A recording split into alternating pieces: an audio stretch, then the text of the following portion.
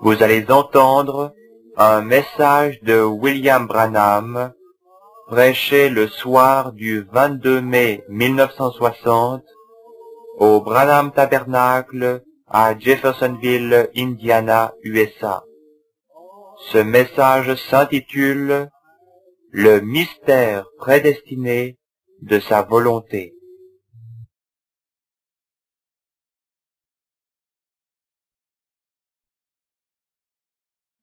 Already glorified. God, since the beginning of the world, predestinated us to the adoption of the Son. Now the whole creation groaning, waiting for the manifestation of the sons of God. Oh, I'd imagine Paul had a wonderful time. I'd like to have been there with him, wouldn't you? Now he said he made known to us the mystery. Get the Holy Spirit on you sometime and start running that and just watch how it goes. This afternoon I had about 30 minutes to study, just to look the lesson over. Maybe not, I'll say half of that, 15 minutes between the times. And I got to running, and I thought the mystery, how mysterious. And the Scripture packed me back into the Old Testament, then back over into the New Testament, tied something together, see the mystery of His cunning, the mystery of His will, the mystery of His setting together. Remember, it cannot be taught in any seminary. It's a mystery. You cannot know it by education. J'en ai emmené beaucoup là-bas et je les ai baptisés au nom de Jésus, les faisant ainsi avancer plus loin dans la ligne. C'est vrai. Souvent j'en ai baptisé un dans mes vieux habits de travail. Je descendais du poteau sur lequel je travaillais, allant d'un poteau à l'autre. J'étais aussi un poseur de ligne, et en travaillant d'un poteau à l'autre, je parlais à quelqu'un du Seigneur. S'il me disait, « Eh bien, Billy, un de ces jours, j'irai dans ton église pour être baptisé. » Je lui répondais, « Pourquoi veux-tu attendre jusque-là? Nous sommes juste à côté de la rivière. Il y a là suffisamment d'eau.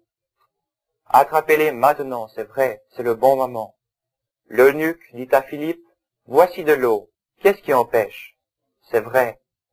Si vous êtes prêts, c'est le bon moment. Ne laissez pas une chance au diable d'y implanter quelque chose. Ne renvoyez pas à demain ce que vous pouvez faire aujourd'hui même. Demain n'arrivera peut-être pas pour vous. Je me souviens d'une certaine fois où j'ai agi ainsi et ce fut vraiment une leçon pour moi, de ne jamais remettre au lendemain ce qu'on peut faire le jour même, car le jour suivant, c'était trop tard. Maintenant, en vérité, je ne veux pas vous garder tout le temps. Mais je deviens si remonté, je ne sais pas. Mais je me sens si bien que je sors presque de moi-même. Je me sens si bien. Maintenant, inclinons nos têtes un instant avant d'approcher la parole. Notre Père Céleste, tu es le Dieu vivant qui vit à jamais. Le soleil qui vient de se coucher, ce même soleil, Daniel le regarda disparaître à l'horizon. Jérémie le regarda se coucher. Adam le regarda se coucher. Jésus le regarda se coucher. Et c'est là le même monde que celui dans lequel ils vécurent et marchèrent. Et tu restes toujours le même Dieu. Ce soir, il y a beaucoup de requêtes. Un homme avec une tumeur dans le cerveau. Une sœur craint la même chose. Tu es le seul espoir pour eux, Seigneur. Si cette tumeur est devenue maligne, il n'y a rien qui puisse l'arrêter. C'est hors de la portée des médecins. Mais ce soir, nous allons à cet agneau avec notre petite fronde pour le ramener à la bergerie du Père. Au nom du Seigneur Jésus, nous dirigeons notre prière pour tuer le lion, les tumeurs, la malignité, afin de les ramener sains et saufs à la bergerie. Et ce soir, ô Dieu, nous nous souvenons de notre cher président, frère ou Dwight Eisenhower. Il a dirigé notre pays, Seigneur, il a essayé de nous garder de la guerre.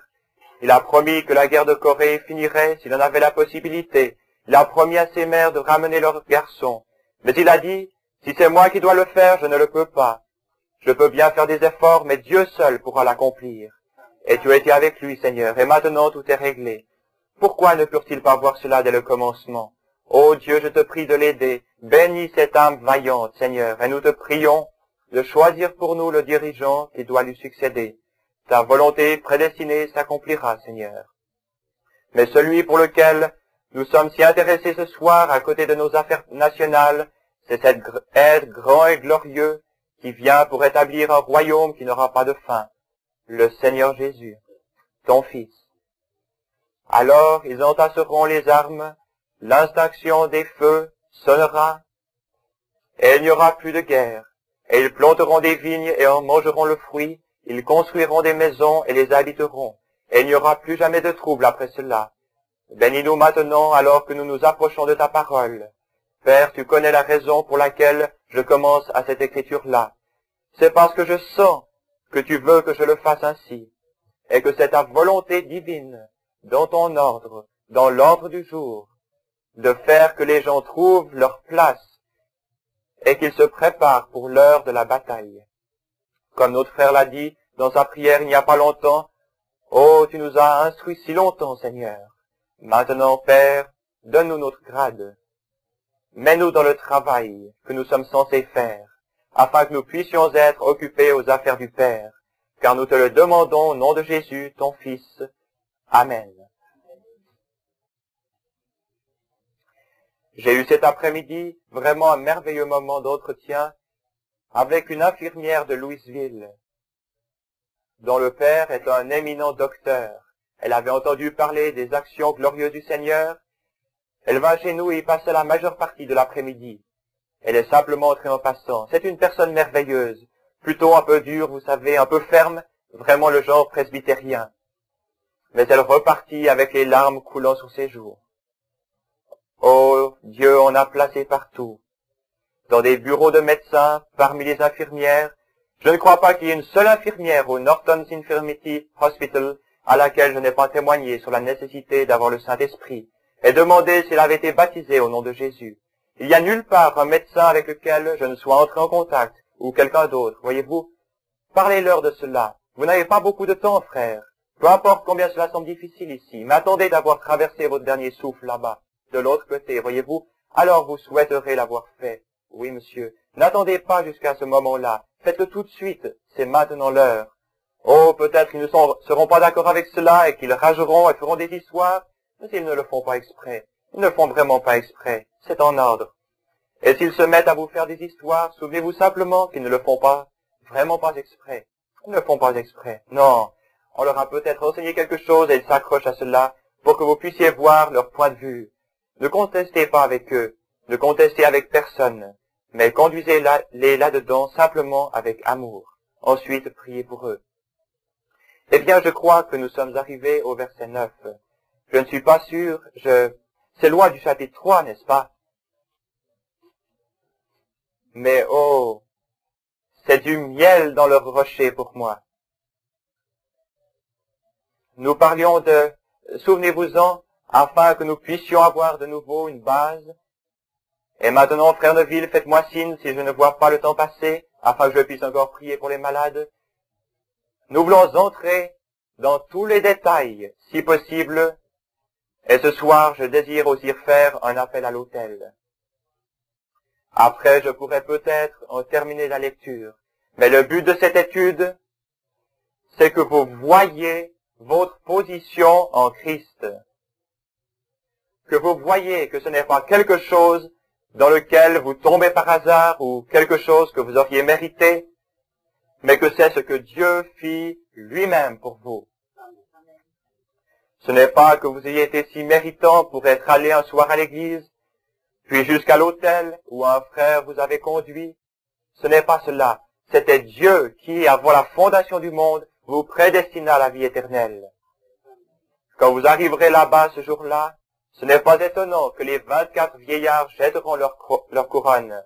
Il est écrit, tout le monde jeta sa couronne, tout le monde tomba sur sa face. Il ne pouvait pas dire une seule chose, aucun prédicateur, aucun ancien, personne. Toute la louange allait à l'agneau. Dieu réunira toutes choses en lui ce jour-là. Oh, si nous pouvions une fois savoir et reconnaître qui c'était, qui ils crucifièrent là. Maintenant, nous allons commencer au verset 8 pour avoir tant soit peu un fondement, que Dieu a répandu abondamment sur nous par toute espèce de sagesse et d'intelligence, nous faisant connaître le mystère de sa volonté. Le mystère de sa volonté. Vous souvenez-vous combien nous nous sommes arrêtés là-dessus? Combien était ici ce matin? Faites voir. Combien nous nous sommes arrêtés sur cela? Le mystère de sa volonté. Ce n'est pas une chose insignifiante. Non, c'est un mystère. La volonté de Dieu est un mystère et chaque homme doit rechercher la volonté de Dieu pour lui-même. Le mystère de Dieu. Comment voyons-nous que Paul était connu de lui? Il dit qu'il ne s'entretint avec personne, il ne consulta ni la chair ni le sang, il n'alla dans aucune école, dans aucun séminaire, il n'eut rien à faire avec cela. Mais cela lui fut révélé par Jésus-Christ, qui le rencontra sur le chemin de Damas, dans une lumière comme une colonne de feu, et là, il l'appela. Ensuite, il partit en Arabie, et il demeura 3 ans. Oh, pouvez-vous imaginer la situation, frère Reagan? Pendant 3 ans, Paul séjourna là-bas en Arabie. Il se loua une petite maison quelque part, et là, dans son cabinet de travail, il allait et venait consultant ses vieux parchemins. Il n'avait pas encore les nouveaux. C'est Paul qui en écrivit la plupart. Il écrivit sur ses vieux rouleaux que Dieu au commencement nous prédestina à la vie éternelle, qu'il enverrait Jésus pour qu'au travers de son sacrifice, nous ayons tous droit à l'arbre de vie. Que ceux qu'il a connus d'avance, il les a appelés, ceux qu'il a appelés, il les a justifiés, ceux qu'il a justifiés, il les a aussi glorifiés. Dieu, dès la fondation du monde, nous a prédestinés à être ses fils d'adoption. Maintenant, la création entière soupire, attendant la manifestation des fils de Dieu. Oh, je m'imagine que Paul eut l'âme tant merveilleux. Je l'aurais mettre là avec lui, pas vous? Ainsi, il a dit qu'il nous a fait connaître le mystère. Répandez le Saint-Esprit sur vous un jour et commencez à diriger cela. Observez comment ça va. Cet après-midi, j'ai eu, environ 30 minutes pour étudier, juste pour parcourir la leçon. Peut-être même pas, je dirais la moitié, 15 minutes. Et je me mis à me dépêcher, et je pensais, le mystère, combien c'est étrange. Et l'Écriture me conduisit dans l'Ancien Testament, puis de nouveau dans le Nouveau Testament, relia à différentes choses pour voir le mystère de sa venue, le mystère de sa volonté, le mystère que nous soyons assis ensemble. Souvenez-vous que cela ne peut être enseigné dans aucun séminaire. C'est un mystère. Vous ne pouvez pas le reconnaître par l'éducation, par la théologie. C'est un mystère qui est resté caché depuis la fondation du monde, attendant la manifestation des fils de Dieu. Dites-moi, mon frère, dites-moi, ma sœur, quand il y eut un temps où les fils de Dieu devaient être manifestés en dehors de cette heure, quand au cours des âges, y eut-il un temps manifesté pour délivrer toute la nature? La nature elle-même soupire, attendant le temps de la manifestation. Car avant que l'expiation fût faite, avant que le Saint-Esprit ait été déversé, avant tout l'Ancien Testament, et par la suite, il ne pouvait pas y avoir de manifestation. Il a fallu attendre jusqu'à 7 heures. Maintenant, toutes choses ont été réunies et profilées jusqu'à la pierre fêtière, jusqu'à la manifestation des fils de Dieu. L'Esprit de Dieu venant dans des hommes si parfaitement que leur ministère sera si proche de celui de Christ que cela le joindra, lui et son Église. Combien ont-ils déjà étudié l'histoire de la pyramide? Je crois qu'il y a peut-être une dame ici qui a levé la main. Très bien. Dieu écrivit 3 Bibles. L'une d'elles était le zodiaque dans les cieux. C'était la première Bible. L'homme devait lever les yeux pour réaliser que Dieu était d'en haut. Suivez le zodiaque. L'avez-vous déjà étudié? Nous pouvons y lire chaque âge, même l'âge du cancer. Il indique le commencement, la naissance de Christ. Quelle est la première figure dans le zodiaque? La Vierge. Quelle est la dernière figure? Léo, le lion. La première et la deuxième venue de Christ. Tout s'y trouve. Puis, la Bible suivante fut écrite dans la pierre qu'on appela une pyramide. Dieu écrivit dans les pyramides, si vous les étudiez. Observez l'histoire ancienne et les guerres et regardez de quelle manière elles furent construites avant la construction antédiluvienne. La troisième fut écrite sur le papier, c'était la Bible, pour le grand monde intellectuel à venir. Maintenant, étant donné que Dieu s'est déplacé au travers des âges, nous en sommes à Léo le lion. Nous en sommes au moment où la pyramide doit être coiffée. Nous en sommes dans le livre de l'Apocalypse, au dernier chapitre. La science dit que nous sommes à minuit moins 3. Oh, pensez où nous en sommes. Et notez cela. Prenons la pyramide, c'est facile. Cela fonctionne comme dans un triangle. À l'époque de l'Église primitive, puis après la Réformation, du temps de Luther, le fait qu'un homme déclare qu'il était un chrétien était une question de vie ou de mort. Il aurait même tué pour avoir dit qu'il était un chrétien. Ainsi nous voyons que dans chaque âge, il y a eu une persécution. Tous ceux qui veulent vivre pieusement en Jésus-Christ seront persécutés. Dans l'âge de Luther, c'était terrible d'oser dire que vous étiez luthérien. Vous étiez pris pour un fanatique, et l'on pouvait vous mettre à mort. Souvent, ils les firent mourir sur le bûcher, ils les brûlèrent et tout le reste, pour avoir déclaré qu'ils étaient luthériens. Ensuite, l'Église s'est resserrée comme la pyramide. Cela a passé à un autre échelon de la grâce, qui était la sanctification, l'époque de Wesley, quand il protesta contre l'Église anglicane, enseignant la sanctification. Ce fut de nouveau une minorité. Ensuite, on les appela un tas de fanatiques. Combien ici sont méthodistes, ou l'étaient, ou furent une fois en rapport avec l'Église méthodiste? La moitié de l'Assemblée. Saviez-vous que l'Église méthodiste, une fois, était sur le point de recevoir le Saint-Esprit? Je suis allé dans les églises méthodistes, et je les ai vus tomber par terre, jeter de l'eau sur leur visage et s'éventer avec un éventail pour empêcher le Saint-Esprit de venir sur eux. C'est vrai. Maintenant, c'est la vérité. Là-bas, sur les collines du Kentucky, nous avions des méthodistes. Ici, vous êtes des joigneurs d'église. Nous avions là-bas des méthodistes et des baptistes. Nous allions à l'hôtel, nous nous tapions mutuellement sur le dos jusqu'à ce que nous recevions quelque chose. Nous avons passé par là. Après cela, nous avons vécu différemment. Mais vous ne faites que venir mettre vos noms sur le livre et vous déclarer « Je suis un méthodiste ». Ils prennent la salière et vous aspergent d'un peu d'eau et tout est là. Vous ressortez, vous continuez à porter des shorts et du maquillage. Vous courez aux courses de chevaux, vous pariez, vous jouez au jeu, vous jouez aux appareils à souhait tout le reste et vous pensez être néanmoins de bons méthodistes. Voyez-vous, ce ne sont pas des méthodistes, ce sont des joigneurs d'église, c'est vrai. C'est pareil pour les baptistes. C'est la même chose pour les presbytériens les autres. Comme l'a dit David Duplessis, ce sont des petits-enfants. Or Dieu n'a pas de petits-enfants. Dieu n'a jamais eu de petits-enfants. Il a des fils, mais pas de petits-fils. C'est vrai. Et les gens qui vont à l'église méthodiste, à l'église pentecôtiste ou à l'église baptiste, parce que leur mère ou père était pentecôtiste ou baptiste, vous êtes alors un petit-fils. Eux étaient des fils. Mais vous, vous êtes des petits-fils. Ainsi, Dieu n'a rien de semblable. L'Église en a beaucoup, mais pas Dieu. Maintenant, observez. Cela continue jusqu'à ce que l'Église devienne de plus en plus une minorité.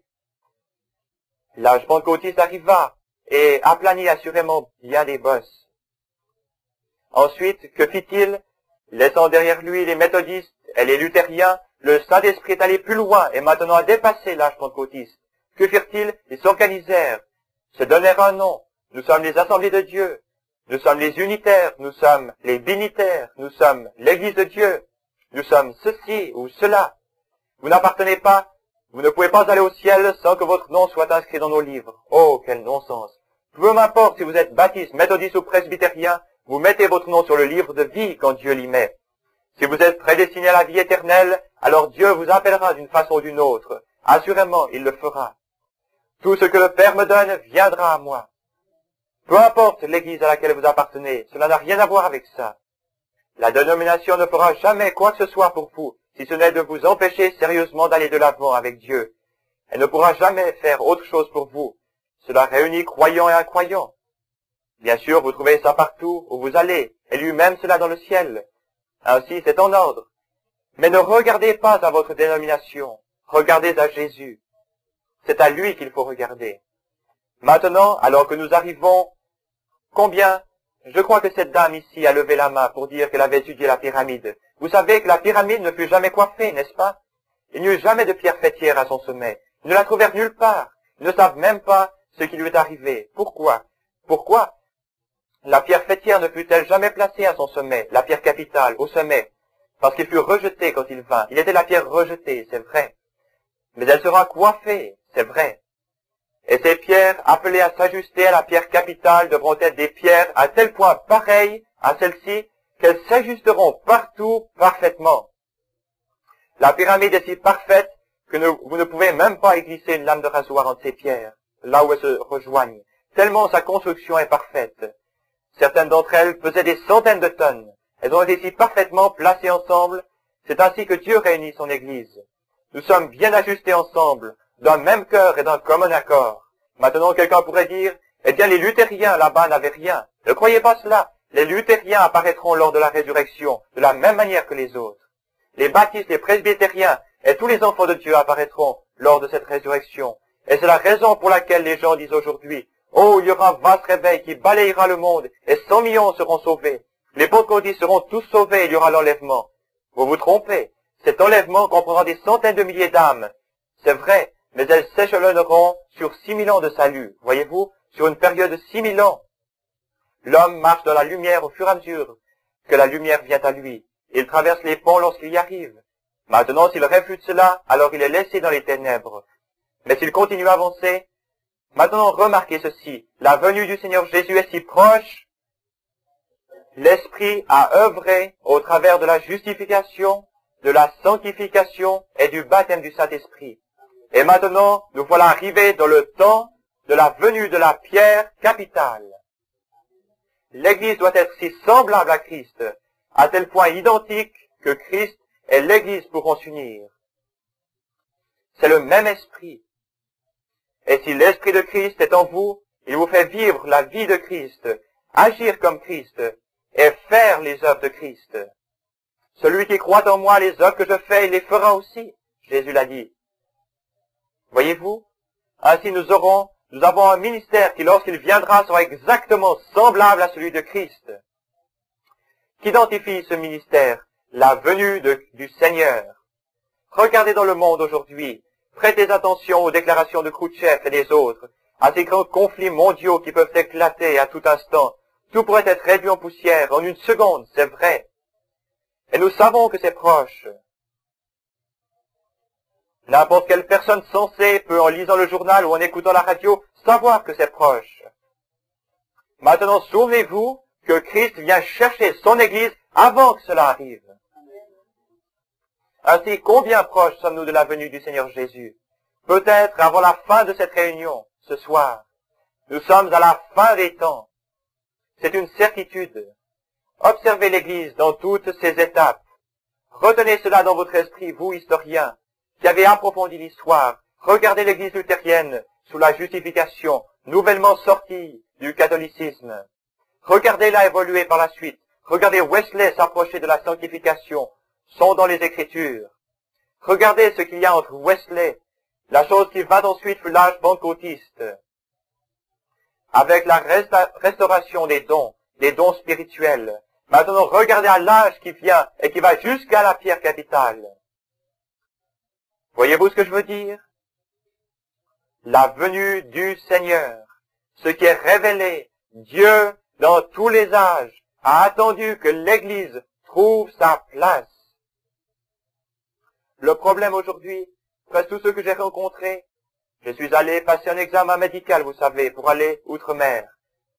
Vous qui êtes missionnaires ou autres, savez cela. Quand je passais cet examen, ils m'emmenèrent en dehors de la chambre. J'avais vu de cette espèce de, ça avait l'apparence de pâte ou de farine ou quelque chose comme ça. Et je venais d'avaler cette mixtion. Puis je sortis et m'assis quelque part. J'attendis une demi-heure pour voir si cela allait sortir de mon estomac ou non. Alors que je regardais en face de moi, je vis une femme qui semblait être sur le point de mourir. Elle avait de petites jambes et des bras si amaigris. Je me déplaçais de cet homme à celui-là, de celui-ci à celui-là, me rapprochant sensiblement jusqu'à ce que j'arrive à l'endroit où elle était. Elle ressemblait à un pauvre petit être, tout près de mourir. Je me suis approché, j'ai dit, « Pardon, madame. » Elle répondit, « Bonjour. » Oh, Elle était si malade. Et je dis, qu'est-ce qui ne va pas? Elle répondit, je suis allé à Tucson pour rendre visite à ma fille, je suis tombé malade. Ils ne peuvent pas trouver ce qui ne va pas chez moi. Puis je lui dis, il y a quelque chose que j'aimerais vous demander. Je suis un prédicateur de l'Évangile. Êtes-vous une chrétienne? Êtes-vous prête à partir si cette heure devait arriver? Elle répondit, j'appartiens à telle et telle église. Je lui dis, ce n'est pas la question que je vous ai posée. Êtes-vous une chrétienne, remplie de l'Esprit de Dieu, et prête à partir quand il vous appellera? Cette femme ne savait même pas de quoi je parlais, voyez-vous? Dans quel état lamentable se trouve le monde aujourd'hui? Maintenant, nous faisons connaître le mystère de sa volonté. La venue du... Laissez-moi vous lire quelque chose. Je lisais lisons maintenant où il est parlé du mystère de sa volonté. Allons dans Hébreux une minute. Hébreux chapitre 7, je crois. J'aimerais vous lire quelque chose qui fera que vous vous sentirez si bien à la pensée que nous sommes assis ensemble dans des lieux célestes. Hébreux chapitre 7.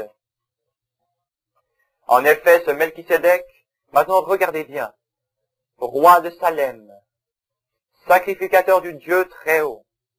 Maintenant, quel est le mystère? Voici le mystère, regardez ceci. Qui est cet homme, faisant connaître le mystère de sa volonté? Ce Melchisédek, je vais attendre que tout le monde y soit, certains feuillettent encore leur Bible. Hébreux chapitre 7, c'est Paul qui parle, soit le même homme qui parle aux Galates. En effet, ce Melchisédek, roi de Salem, sacrificateur du Dieu très haut, qui alla au devant d'Abraham lorsqu'il revenait de la défaite des rois, qui le bénit, et à qui Abraham donna la dîme de tout, qui est d'abord roi de justice, d'après la signification de son nom, ensuite roi de Salem. Qui est cet homme? C'est-à-dire roi de paix, qui est sans père, sans mère, sans généalogie, qui n'a ni commencement de jour, ni fin de vie. Qui était cet homme? Qui était-il? Il n'a jamais eu de père, il n'a jamais eu de mère, il n'a jamais eu de commencement ni de fin de jour. Il alla au devant d'Abraham lorsqu'il revenait de la défaite des rois. Que faisait-il? Il était à la recherche de Lot, son frère perdu, pour le ramener. À cette fin, il mit à part les rois, il mit à mort les rois, lesquels avaient massacré, je crois, 10 ou 15 autres rois dans le royaume. Abraham arma ses serviteurs et les poursuivit. Il divisa sa troupe pendant la nuit. Remarquez qu'il le rejoignit pendant la nuit. Ô frères, nous travaillons maintenant dans les ténèbres. La seule lumière que nous ayons, c'est la lumière de l'Évangile. Mais il se sépara, le prit et le ramena. Et sur la route, après la bataille. Allons dans la Genèse, une minute, pour voir si nous y trouvons des détails supplémentaires. Allons dans Genèse 14, je crois que c'est ça. Genèse 14. Oui. Lisons dans Genèse 14 et commençons au verset 18. Commençons juste un peu avant. Commençons, oui, au verset 18. Genèse 14, 18. Melchisédek, maintenant c'est Abraham qui revient de la défaite des rois, et sur le chemin du retour, il ramène Lot et tous les gens qui avaient été emmenés, tous comme David lorsqu'il partit et prit. Que fit David? Il prit sa petite fronde, partit et arracha ce petit agneau de la gueule du lion. Pensez, une fronde pour poursuivre un lion. Qui au monde ferait cela? Dites-moi quel homme ici le ferait. Levez la main. Je vous dirai tout de suite que vous avez tort. Vous ne m'avez pas pu lever la mienne. Non, je ne le poursuivrai tout juste avec un 30-06. Mais il le poursuivit avec une petite fronde. Un petit morceau de cuir auquel sont attachés 2 ficelles. Il la faisait ainsi tournoyer. Mais quand vint le moment où Goliath se glorifia, il poursuivit Goliath et lui dit, « Le Dieu du ciel qui m'a donné de délivrer un agneau de la gueule du lion, de la gueule de l'ours. » Il savait que ce n'était pas à cause de sa fronde, mais de la puissance de Dieu qui l'accompagnait. Il est celui qui ramena cet agneau, et c'est ce que nous croyons aujourd'hui. Dieu a un David de nos jours, oui monsieur, qui garde les brebis du Père. De temps en temps, une tumeur viendra là, ou un cancer, ou quelque chose d'autre, cela sortira des mains du docteur, mais rien n'arrêtera ce David. Il partira immédiatement à la poursuite de cette personne, avec sa petite fronde, de tout ce que vous demanderez en mon nom, je le ferai. Peu importe si les docteurs en rient, et que tous les autres se moquent de lui, il la poursuivra quand même et ramènera cette brebis à la bergerie. Oui, monsieur, il est l'enfant de Dieu. Retire tes mains de cette personne. Il terrassa le lion. Mais quand le lion se releva, il le saisit par la barbe et le tua. Un petit garçon au visage coloré, pesant probablement 40 à 45 kilos. Maintenant, regardez. Melchisédek, le roi de Salem, c'est-à-dire roi de paix. Salem se situe d'un bout à l'autre de la colline. Ce qu'il était, en réalité, c'était le roi de Jérusalem. C'est exactement ce qu'il était, roi de Jérusalem, car Jérusalem fut appelé premièrement Salem, ce qui signifie paix. C'était Jérusalem avant qu'elle fût appelée de ce nom. Il était le roi de Jérusalem, il était le roi de justice, roi de paix, roi de Salem. Il n'avait ni père, il n'avait ni mère, il n'avait ni commencement de jour, ni fin de vie. Il était sans généalogie. Oh, qui est cet homme? Observez-le. Après que la bataille fut terminée, après que la victoire fut remportée, observez ce qu'il dit. Melchisédek, verset 18, chapitre 14 de la Genèse. Melchisédek, roi de Salem, fit apporter du pain et du vin. Il était sacrificateur du Dieu très haut. Il bénit Abraham et dit, béni soit Abraham par le Dieu très haut, maître du ciel et de la terre. Béni soit le Dieu très haut qui a livré tes ennemis entre tes mains. Et Abraham lui donna la dîme de tout. Lisons un peu plus loin. Et le roi de Sodome dit à Abraham, donne-moi les personnes et prends pour toi les richesses. Abraham répondit au roi de Sodome, je lève la main vers l'Éternel, le Dieu très haut, maître du ciel et de la terre. Écoutez comment il abrégea cela, ce qu'il lui répondit. Je ne prendrai rien de tout ce qui est à toi, pas même un fil, ni un cordon de soulier, afin que tu ne dises pas, j'ai enrichi Abraham. Rien pour moi, seulement ce qu'ont mangé les jeunes gens. Remarquez, ce Melchisédek, aussitôt qu'il vint au devant d'Abraham, qui revenait de la défaite des rois, le mystère de Dieu est révélé maintenant. Qui était-il? Personne. Ils n'ont pu trouver dans l'histoire aucune généalogie le concernant, car il n'avait pas de père, il n'avait pas de mère, il n'eut jamais de commencement de jour, il n'y eut jamais de jour où il mourut. Qui que ce fût, il est toujours vivant. Il n'eut jamais de commencement. Ainsi, cela ne pouvait être personne d'autre que El, Eli, Elohim, celui qui existe par lui-même, celui qui demeure par lui-même, le Dieu tout-puissant. Jésus avait un père, Jésus avait une mère, Jésus avait un commencement de vie, Jésus avait une fin de vie terrestre, mais cet homme n'avait ni père ni mère. Amen. Ni père ni mère. Jésus avait à la fois un père et une mère. Cet homme n'avait ni père ni mère. Amen. Et que fit-il après que la bataille fut terminée, après qu'Abraham eut pris sa position, après que l'Église aura pris sa position, nous sommes appelés à être des fils d'adoption par le Saint-Esprit. Quand elle est entrée dans sa position pour accomplir ce à quoi elle est appelée, elle se tient à la fin de la route, poursuivant les perdus. Premièrement, Paul enlève toute frayeur de leur cœur et dit, maintenant si vous êtes appelés, si vous n'êtes pas monté la tête par une espèce de théologie, si vous êtes vraiment nés de l'Esprit, alors que Dieu vous avait prédestiné avant la fondation du monde, il mit votre nom dans le livre de vie de l'agneau, et maintenant nous nous rassemblons pour nous asseoir dans les lieux célestes en Jésus-Christ. Un peuple saint, une nation sainte, un peuple acquis, un sacerdoce royal, offrant des sacrifices spirituels à Dieu, ce qui est le fruit de nos lèvres, de nos louanges à son nom. Les gens disent, ces gens sont fous.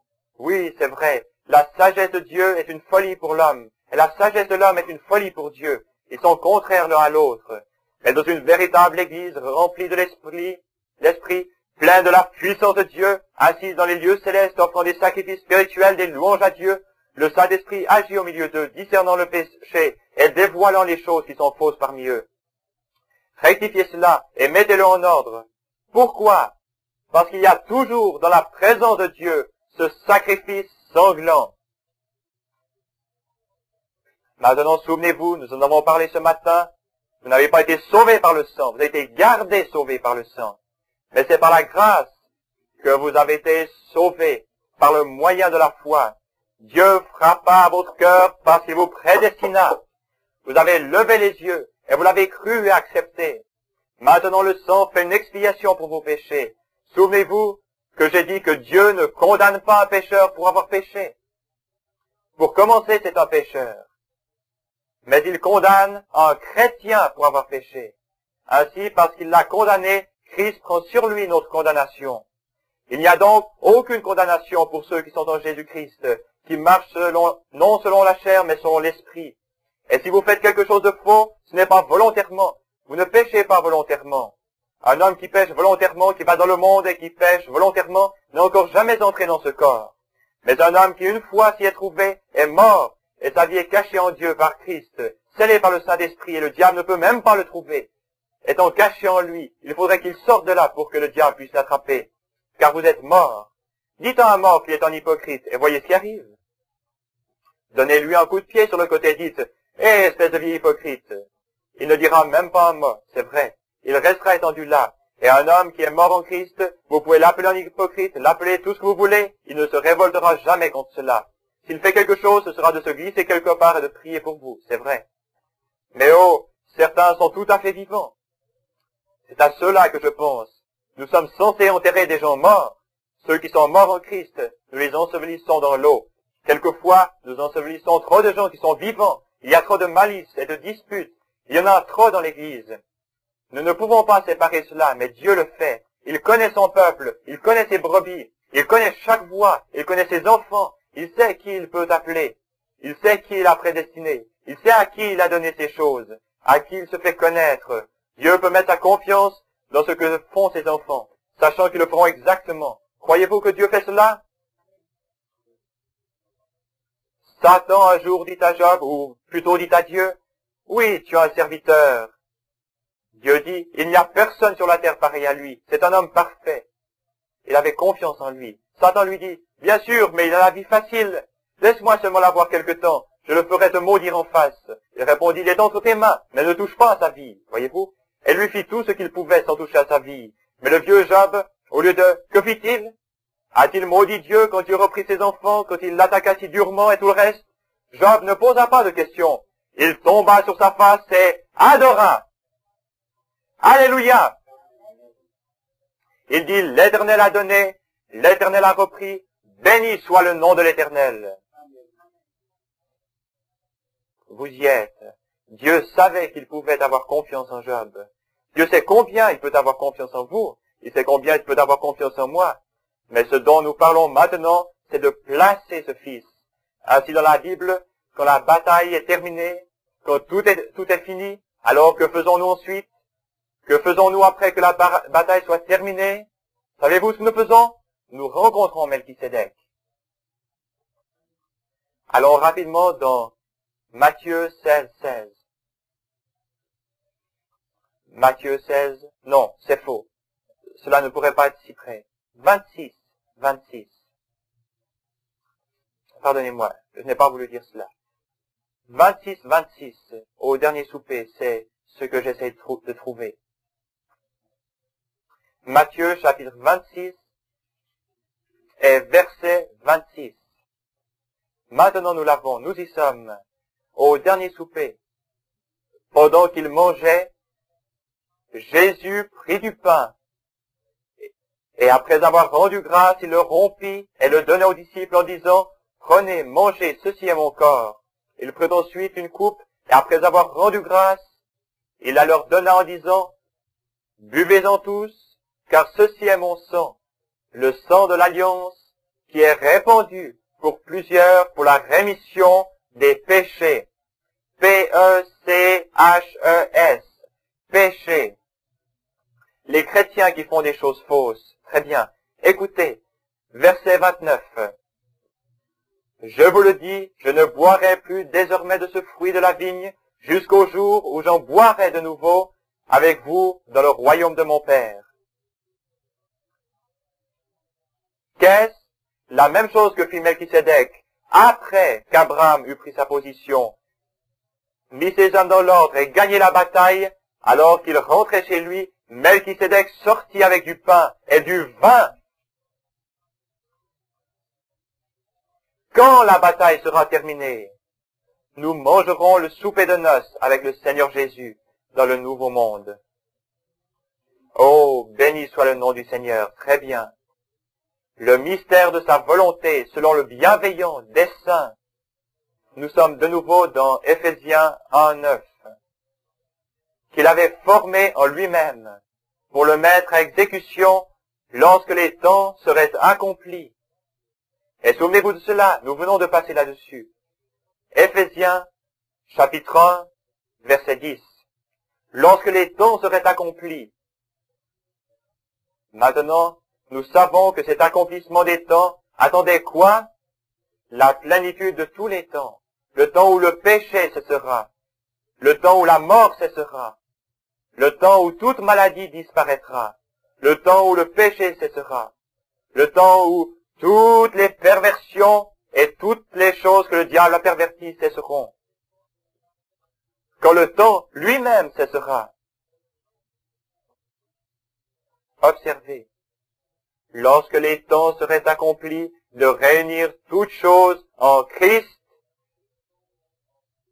celles qui sont dans les cieux et celles qui sont sur la terre, réunir toutes choses en Christ. Comme je l'ai dit ce matin, toutes les petites pépites que nous trouvons, ces merveilleuses petites choses, nous pouvons les polir dans la Genèse, vous pouvez les polir dans l'Exode, vous pouvez les polir dans le Lévitique, et ainsi de suite. Dans l'Apocalypse, elles finiront par être Jésus. Vous prenez Joseph, vous prenez Abraham, vous prenez Isaac, vous prenez Jacob, vous prenez David, vous prenez n'importe laquelle de ces pépites, ces hommes de Dieu, et regardez si vous ne voyez pas Jésus-Christ se manifester dans chacun d'entre eux, afin qu'il puisse réunir toutes choses en un, Jésus-Christ. Maintenant, un peu plus loin. Maintenant, ce verset 11. En lui, nous sommes aussi devenus héritiers. Oh, héritiers. Quelqu'un doit vous léguer quelque chose pour que vous puissiez l'héritier, est-ce vrai? Un héritage. Quel héritage avons-nous? Quel héritage avais-je? Je n'en avais aucun. Mais Dieu m'a laissé un héritage. Quand il mit mon nom dans le livre de vie de l'agneau avant la fondation du monde. Oh, vous dites, maintenant attends une minute, frère. Jésus fit cela quand il mourut pour vous. Non, ce n'est pas vrai. Jésus vint pour racheter pour moi cet héritage.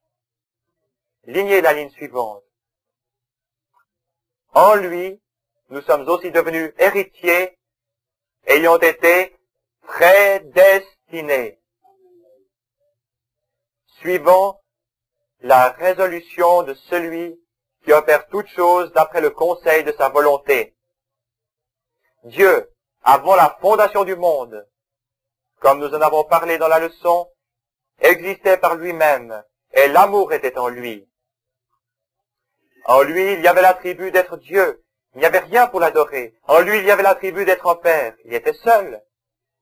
En lui, il y avait l'attribut d'être un sauveur. Il n'y avait rien de perdu. En lui, il y avait l'attribut d'être un guérisseur. C'était ses attributs. Il n'y avait là rien. Ainsi, lui-même, d'après le conseil de sa volonté, produisit ces choses, afin qu'il pût, au travers de cet homme, Jésus-Christ, réunir à nouveau toutes choses. Oh, ce que l'œil n'a pas vu, l'oreille n'a pas entendu, ce n'est pas étonnant que cela soit une chose mystérieuse. Regardez, il nous a prédestinés à cet héritage. Si je suis un héritier à vie de quelque chose, si Dieu frappe à mon cœur et dit, William Branham, je t'ai appelé il y a longtemps avant la fondation du monde pour prêcher l'évangile. Alors j'ai un héritage de vie éternelle. Ainsi Dieu envoya Jésus pour faire que cet héritage devienne une chose réelle pour moi, parce qu'il n'y avait rien que je puisse faire pour l'hériter. Il était en blanc, il n'y avait rien que je puisse faire. Mais, dans la plénitude des temps, au moment choisi par lui, Dieu envoya Jésus, l'agneau immolé de la fondation du monde. Son sang fut immolé pour que je puisse aller à mon héritage. Pour être quoi? Quel héritage? Celui d'être un fils de Dieu. Maintenant, ceci va peut-être vous surprendre. Mais saviez-vous que les hommes qui sont des fils de Dieu sont des dieux amateurs? Combien savaient cela? Combien savent que Jésus l'a dit? La Bible, Jésus a dit, n'est-il pas écrit dans votre loi que vous êtes des dieux? Et si vous les appelez des dieux, car Dieu avait dit dans Genèse 2 qu'ils étaient des dieux, parce qu'ils avaient une pleine domination sur le monde, il lui donna la domination sur toute chose, mais il perdit sa position de Dieu, il perdit sa position de fils, il perdit son domaine, et Satan le reprit derrière lui. Mes frères, nous attendons la manifestation des fils de Dieu qui reviendront pour le reprendre.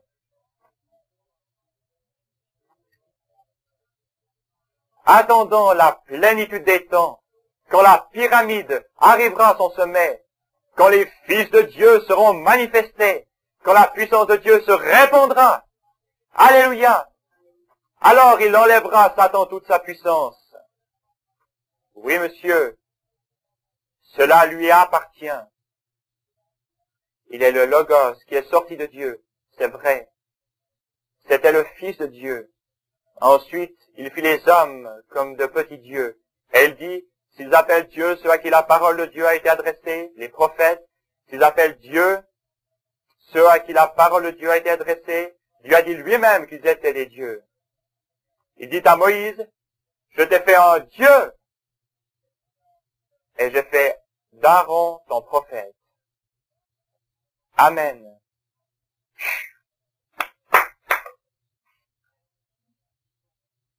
J'agis peut-être comme un excentrique religieux, mais je n'en suis pas un. Oh, quand vos yeux peuvent s'ouvrir et voir ces choses.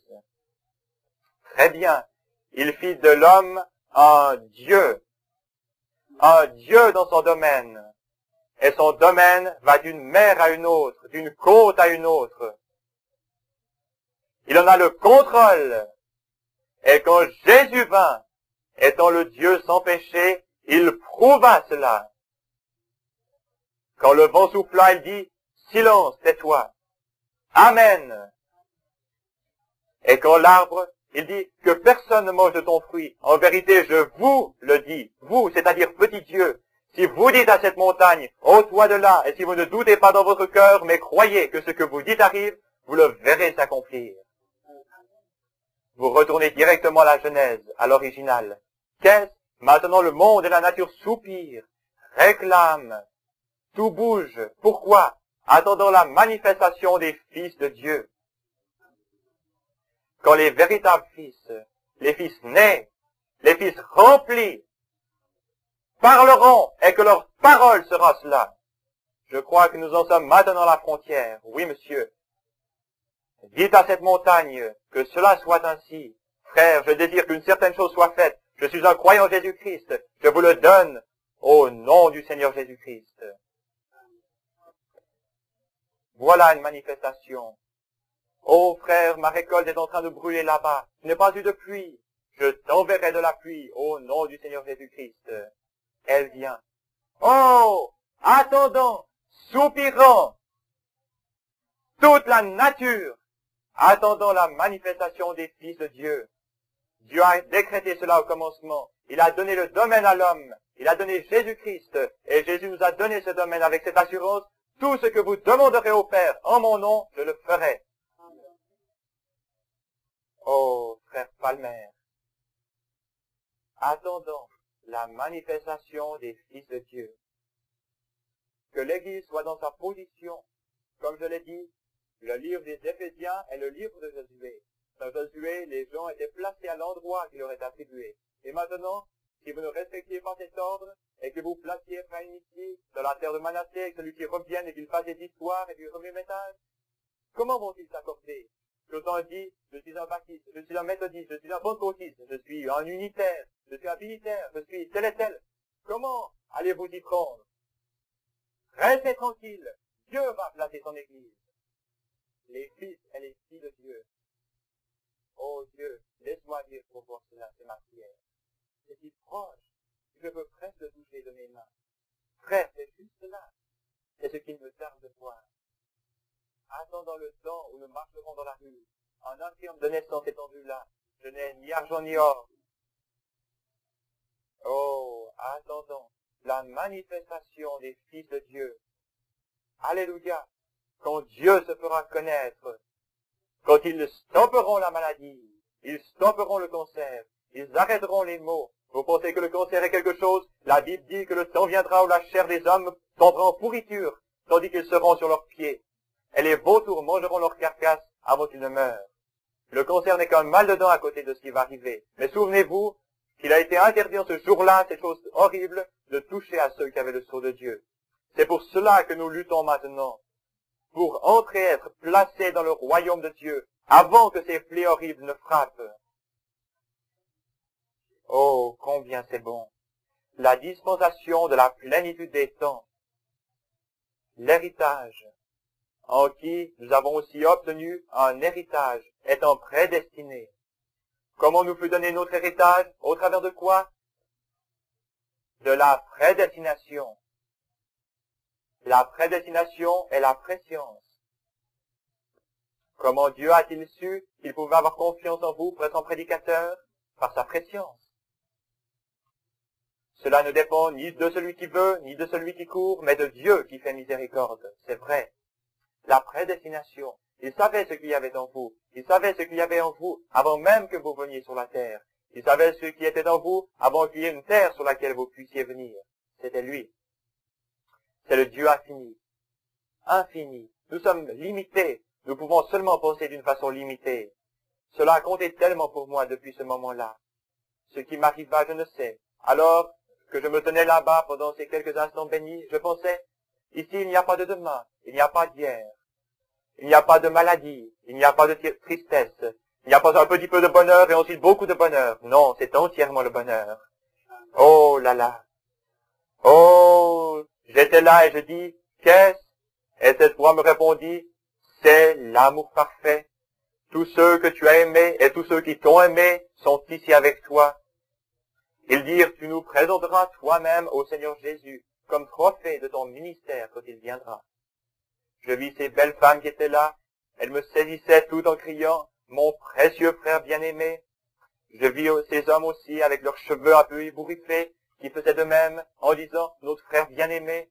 Et je pensais, que veut dire ceci? Il dit, ils sont ton peuple. Je dis, mon peuple? Ne pourrait pas y avoir autant de brames? En voilà des millions. Il dit, ce sont tes convertis. Alléluia. Ce sont des convertis. Et ce sont ceux que... Vois-tu cette personne qui est debout là-bas? C'était la plus belle femme que j'ai jamais vue. Il me dit, elle avait plus de 90 ans quand tu l'as conduite à Dieu. Ce n'est pas étonnant qu'elle crie, mon frère bien-aimé. Il dit, elle ne sera plus jamais vieille. Elle a dépassé cela. Elle est dans la splendeur de la jeunesse. Elle est ici.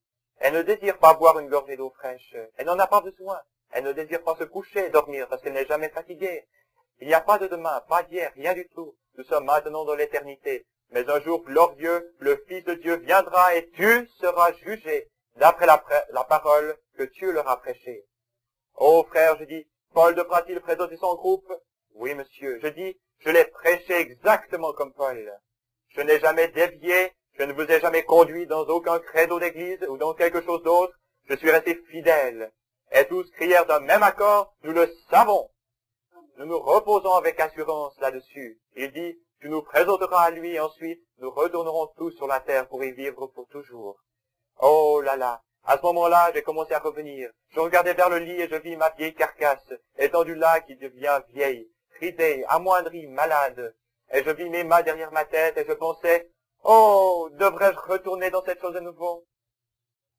Et je pouvais entendre cette voix me dire, continue à te dépêcher, continue à te dépêcher. Je dis, Seigneur, j'ai toujours cru dans la guérison divine, je continuerai à le croire. Et je me dépêcherai à cause de ces âmes. Ainsi, aide-moi, je n'aurai tellement là-bas. Laisse-moi vivre, Seigneur, et j'en mettrai là-bas 1 million de plus, si tu me laisses vivre.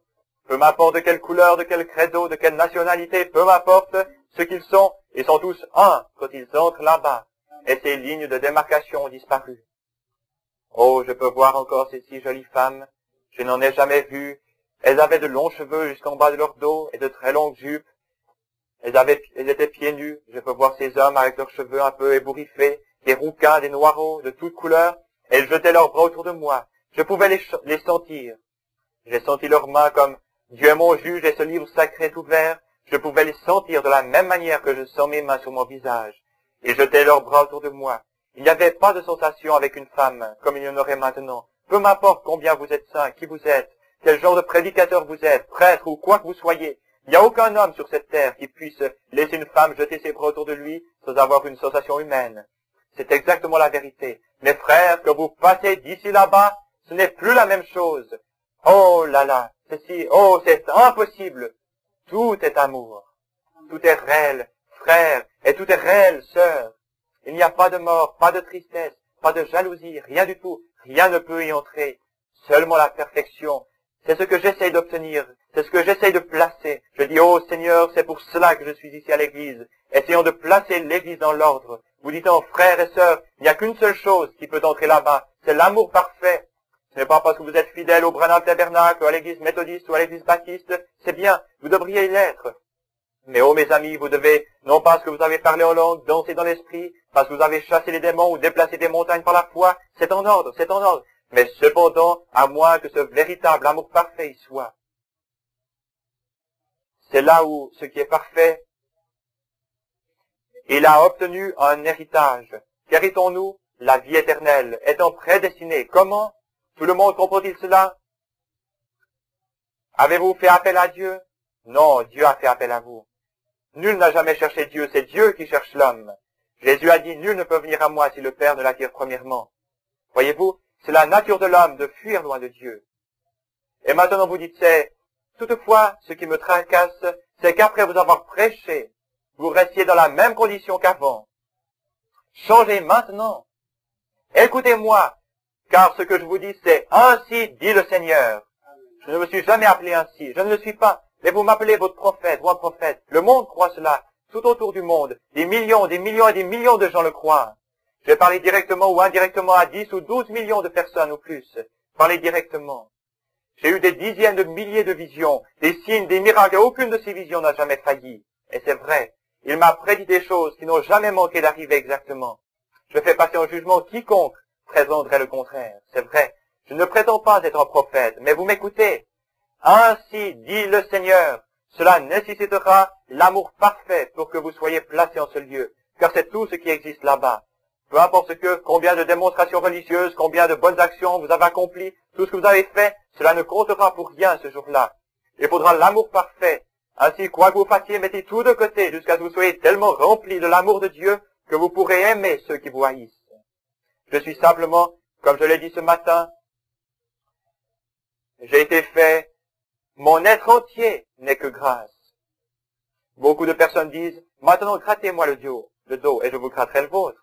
Oui, faites quelque chose pour moi, et je ferai quelque chose pour vous. Ce n'est pas la grâce. La grâce est que si votre dos démange, je le gratterai de toute façon, que vous grattiez le mien ou pas. Si vous me frappez au visage et que vous me disiez, j'ai besoin qu'on me gratte le dos, je le gratterai. Voyez-vous, c'est cela, faites quelque chose. Je ne crois pas dans les œuvres. Je crois que les œuvres sont l'amour. Les œuvres sont la manifestation que la grâce a pris place. Je ne reste pas fidèle à ma femme parce que je crois qu'elle divorcerait avec moi.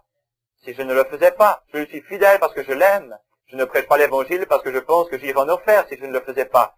Je prêche l'évangile parce que je l'aime, certainement. Pensez-vous que je traverserais ces mers déchaînées et prendrais l'avion quand certains piquent du nez ici et là et que les éclairs brillent tout autour et tout le reste et qu'à n'importe quelle minute, tous les gens pris de panique criant dans l'avion des « Je vous salue Marie », les gens étant ballottés dans leur ceinture de sécurité et le pilote de déclarer qu'il y a juste assez d'essence pour tenir encore 15 minutes, et qui ne sait pas où nous en sommes, pas où nous sommes?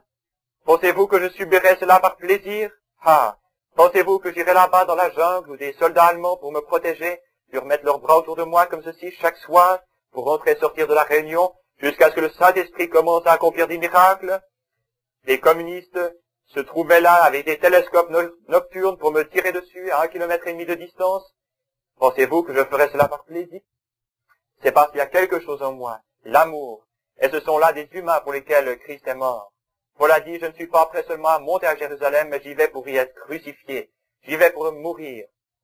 J'y monte pour mourir pour la cause du Seigneur. C'est quelque chose comme l'amour qui vous oblige à faire cela, exactement. Si j'avais prêché l'évangile pour l'argent, je ne serais pas en dette ce soir pour 20 000 $. Je n'aurais pas été pareillement en dette. Non, monsieur, parce que j'aurais gardé quelques-uns des millions qui m'ont été donnés. Un homme, envoya des agents du FBI avec 1,5 million $ en traite. Et je dis, reprenez-les. Ce n'est pas l'argent. Je ne prêche pas l'évangile pour de l'argent. Pas pour cela. C'est à cause de l'amour. La chose que je veux faire, que je traverserai ce dernier souffle là-bas, peut-être dans 5 minutes, dans 2 heures, dans 50 ans. Je ne sais pas quand ce sera, mais quand cela arrivera, et que j'irai là-bas, je veux vous voir dans la splendeur de la jeunesse, courant criant, mon frère bien-aimé, mon frère! C'est ce qu'il y a dans mon cœur. C'est pourquoi je n'essaie pas de n'être pas d'accord avec vous pour être différent. J'essaie de vous placer sur le bon chemin. C'est le chemin qui permet d'entrer, par votre église, par vos dénominations, mais votre naissance en Christ. Oh là là! En lui, nous sommes devenus héritiers, ayant été prédestinés, suivant la résolution de celui qui opère toutes choses d'après le conseil de sa volonté. Écoutez, nous allons terminer dans quelques minutes. Écoutez maintenant attentivement, avant que nous terminions, afin que nous servions à la louange de sa gloire, nous qui d'avance avons espéré en Christ. En lui, vous aussi, maintenant observez ceci, attentivement. Mettez vos vestes, le vêtement de l'évangile, gardez vos oreilles ouvertes. Écoutez attentivement, je suis au verset 13. En lui, vous aussi, après avoir entendu, la foi vient de ce qu'on entend là, après avoir entendu la parole de la vérité. Qu'est-ce que la vérité? La parole de Dieu, est-ce vrai? Jean 17, 17, pour vous qui inscrivez les passages de l'Écriture, Jésus a dit, sanctifie-les, Père, par ta vérité, ta parole est la vérité. Après avoir entendu la vérité, l'évangile de votre salut. Quel était le salut dont il essayait de leur parler, prédestiné avant la fondation du monde? Est-ce vrai? À l'adoption de fils, prédestiné à la vie éternelle. Ainsi, après être entré dans la vie éternelle, après que vous soyez sauvés, sanctifiés, remplis du Saint-Esprit, vous êtes des fils. Maintenant, Dieu veut vous placer afin que vous puissiez travailler pour son royaume et sa gloire. C'est l'évangile. Premièrement, écoutez la parole, repentez-vous, soyez baptisés au nom de Jésus-Christ pour la rémission des péchés. Ainsi vos péchés sont enlevés. Invoquons le nom du Seigneur Jésus-Christ en vue de la terre promise. La promesse est pour chaque voyageur qui est sur votre route. Si ce soir vous êtes parti de chez vous un pécheur disant « Je vais aller au Branham Tabernacle », Dieu vous donne une occasion ce soir. Il y a une chose entre vous et la terre promise. Qu'est-ce que la terre promise? Le Saint-Esprit. Qu'y avait-il entre Josué et la terre promise? C'était le Jourdain. Exactement. Moïse étant un type de Christ, il conduisit les enfants d'Israël jusqu'à la terre promise. Moïse ne fit pas entrer les enfants d'Israël dans la terre promise. C'est Josué qui le fit et qui morcela le pays. Jésus paya le prix. Il les conduisit jusqu'au Saint-Esprit. Dieu envoya le Saint-Esprit et il plaça l'Église dans l'ordre, remplissant chaque homme de sa présence. Voyez-vous ce que je veux dire? Tous en Jésus-Christ, de la même manière dont Dieu les prédestina à l'appel de cet évangile. Paul dans Galates 8 dit, si un ange vient vous annoncer quelque chose d'autre, qu'il soit anathème.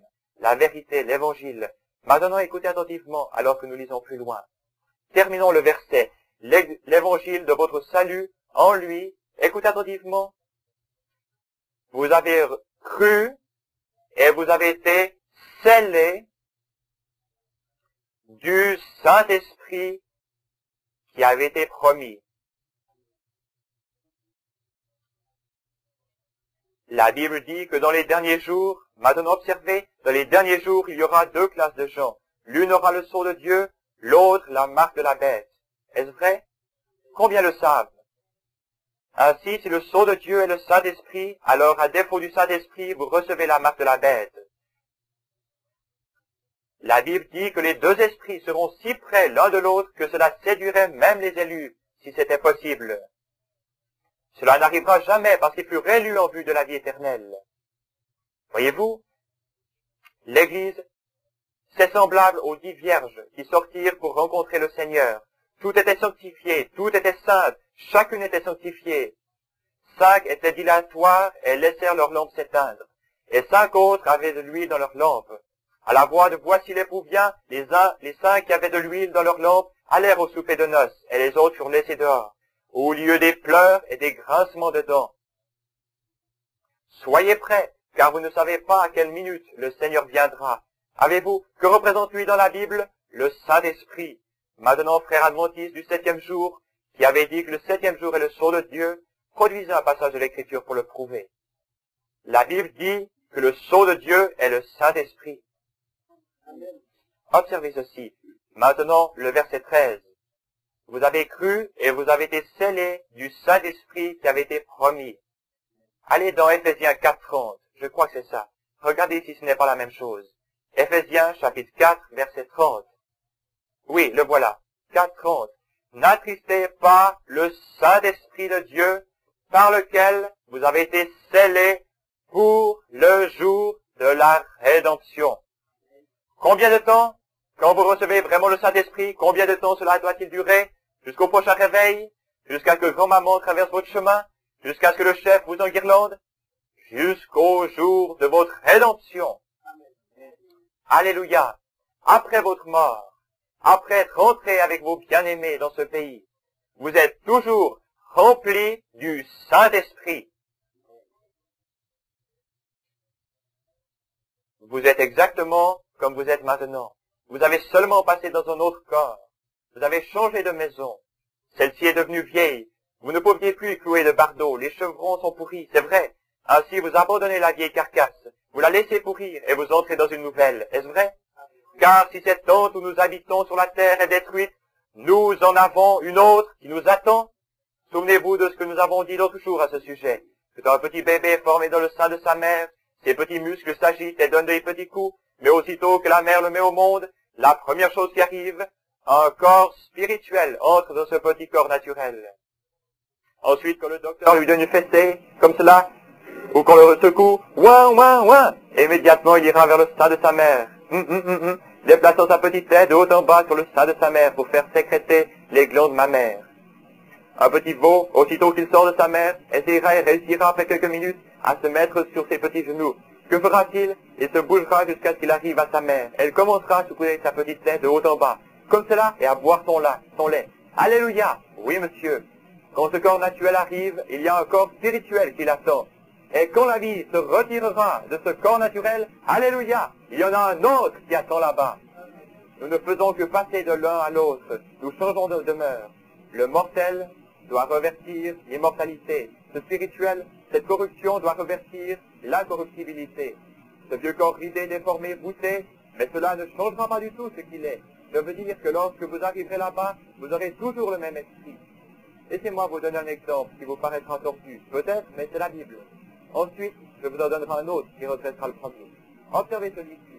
Quand le vieux Saül, le roi, le grand et vieux prédicateur dénominationnel là-bas, en ce temps-là, vous savez, sa tête et ses épaules dépassaient tous les autres, et il craignait que ses ondes sachent sur la défaillance. David était venu, il avait délivré l'agneau de la vie. Il avait tué Goliath. Observez-le. Saül s'éloigna tellement des deux qu'il y haït le prédicateur exalté, plutôt que de soutenir. Au lieu de lui aider, il s'opposa à lui. Et par l'image qui arrive au-dessus, et craquait dans cela.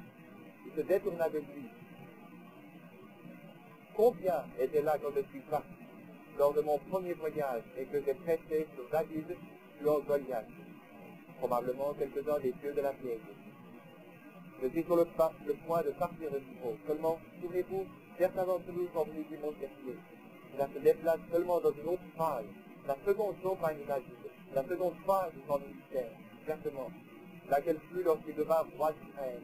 Remarquez que le ministère se déplace maintenant dans une phase plus importante, de quelque chose de plus grand. Cela évolue ainsi pour David. Maintenant, remarquez ceci alors qu'il s'avance. David, oh, quand Dieu fit aller David là-bas et tuer le lion, remarquez, et tuer loup, ensuite tuer le Philistin. Il y eut un moment où Dieu suscita un mauvais esprit dans cet homme. Pour faire quoi? Pour haïr David. Et je crois, maintenant c'est bon. Maintenant, écoutez frère, vous qui écoutez bon. Si vous n'êtes pas d'accord avec moi, pardonnez-moi. Voyez-vous, je vous aime. Je vous rencontrerai là-bas de toute manière. Voyez-vous? Parce que si vous êtes un homme de Dieu, je vous y rencontrerai de toute façon. Mais je veux dire ceci. Voici la raison.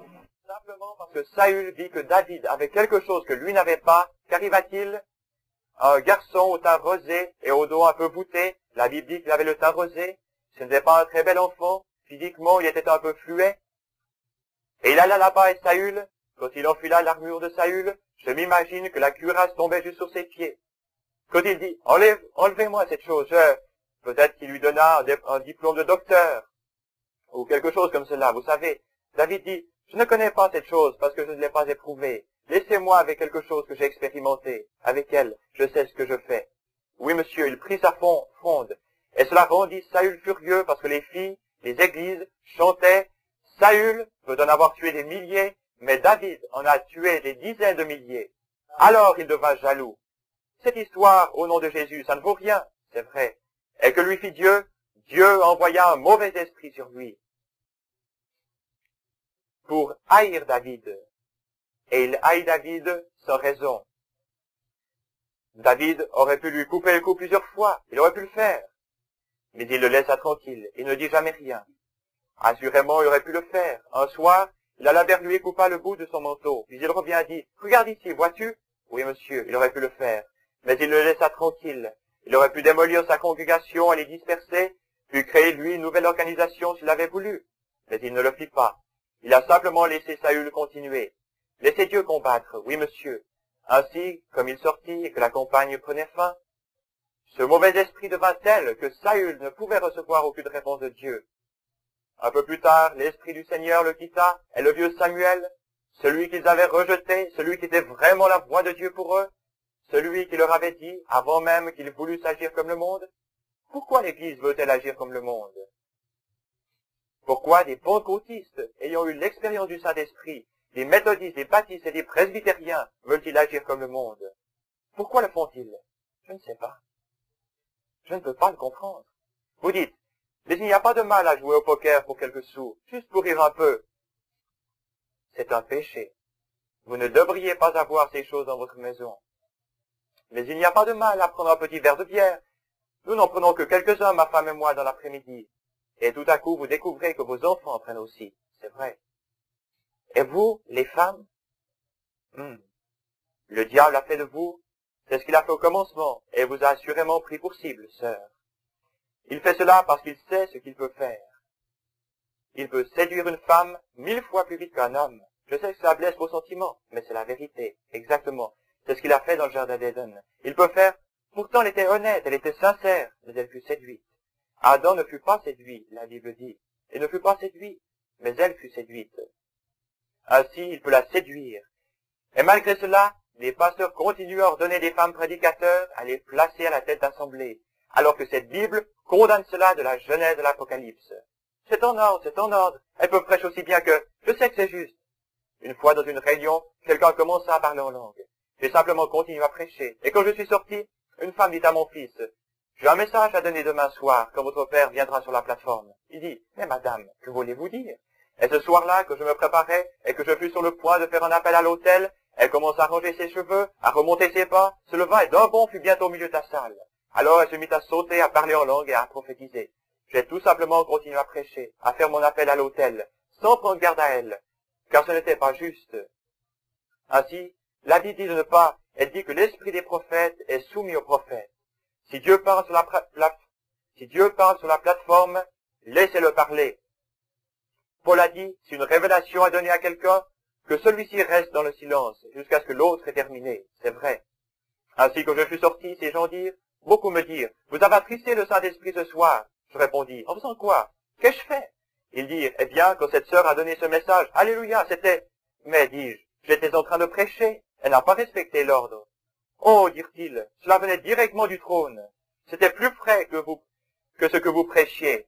Ah, cela montre simplement, cela dénote qu'il y a là, je le dis avec respect, soit de la démence, soit un manque de respect, ou un enseignement reçu de quelqu'un qui ne sait pas plus au sujet de Dieu qu'un lapin connaît des raquettes à neige. Je ne dis pas cela pour faire une remarque saugrenue, parce que ce n'est pas l'endroit ici pour plaisanter, mais c'est exactement la vérité. Une personne qui sait que Dieu n'est pas l'auteur de la confusion, il est l'auteur de la paix. La Bible, ils ne le savent pas. Tout ce qu'ils savent faire, c'est de sauter, de parler en langue et dire « J'ai reçu le Saint-Esprit, alléluia !» Je me suis trouvé en Afrique et j'ai vu des sorciers guérisseurs parler des milliers à la fois, sauter avec du sang sur tout le visage, parler en langue, boire du sang dans un crâne humain, invoquer le diable et parler en langue. Et pourtant, le parler en langue est un don de Dieu. Mais ce n'est pas la preuve infaillible du Saint-Esprit, je peux vous le dire tout de suite. Je crois que tout saint inspiré parle en langue. Je crois que parfois, quand vous devenez à tel point inspiré de Dieu, il se peut que vous parliez en langue. Je crois cela. Mais je ne crois pas que cela soit le signe que vous avez le Saint-Esprit. Non, monsieur. Je crois qu'il peut arriver que vous ayez une telle foi qu'une personne, vous vous avancez et imposez les mains à un petit enfant qui a le cancer, pour lequel 50 prédicateurs peut-être ont prié pour sa guérison. Mais parce que cette mère a la foi pour la guérison de cet enfant, Dieu la lui accorde. Elle est un membre du corps de Christ. Oui, monsieur, je crois cela. Je l'ai vu arriver et je sais que c'est vrai. Mais ce qu'il faut, c'est mettre l'Église dans l'ordre, la placer dans l'ordre pour que nous puissions travailler. Maintenant, terminons ce verset ici avant de partir. Vous avez cru et vous avez été scellés du Saint-Esprit qui avait été promis. Scellés. Qu'est-ce qu'un sceau? Qu'est-ce qu'un sceau? Un sceau atteste premièrement que c'est un travail qui a été achevé. Un travail achevé. Ensuite, cela montre la propriété. Puis, cela montre la sécurité. Le fait d'être gardé. Par exemple, j'ai travaillé pour les chemins de fer de Pennsylvanie. J'ai travaillé avec mon père sur les chemins de fer. De cette maison d'emballage, nous chargions les wagons de bois de conserve. Nous en mettions ici en haut et là en bas et encore ici. Mais avant que ce wagon puisse être scellé, l'inspecteur passait par là.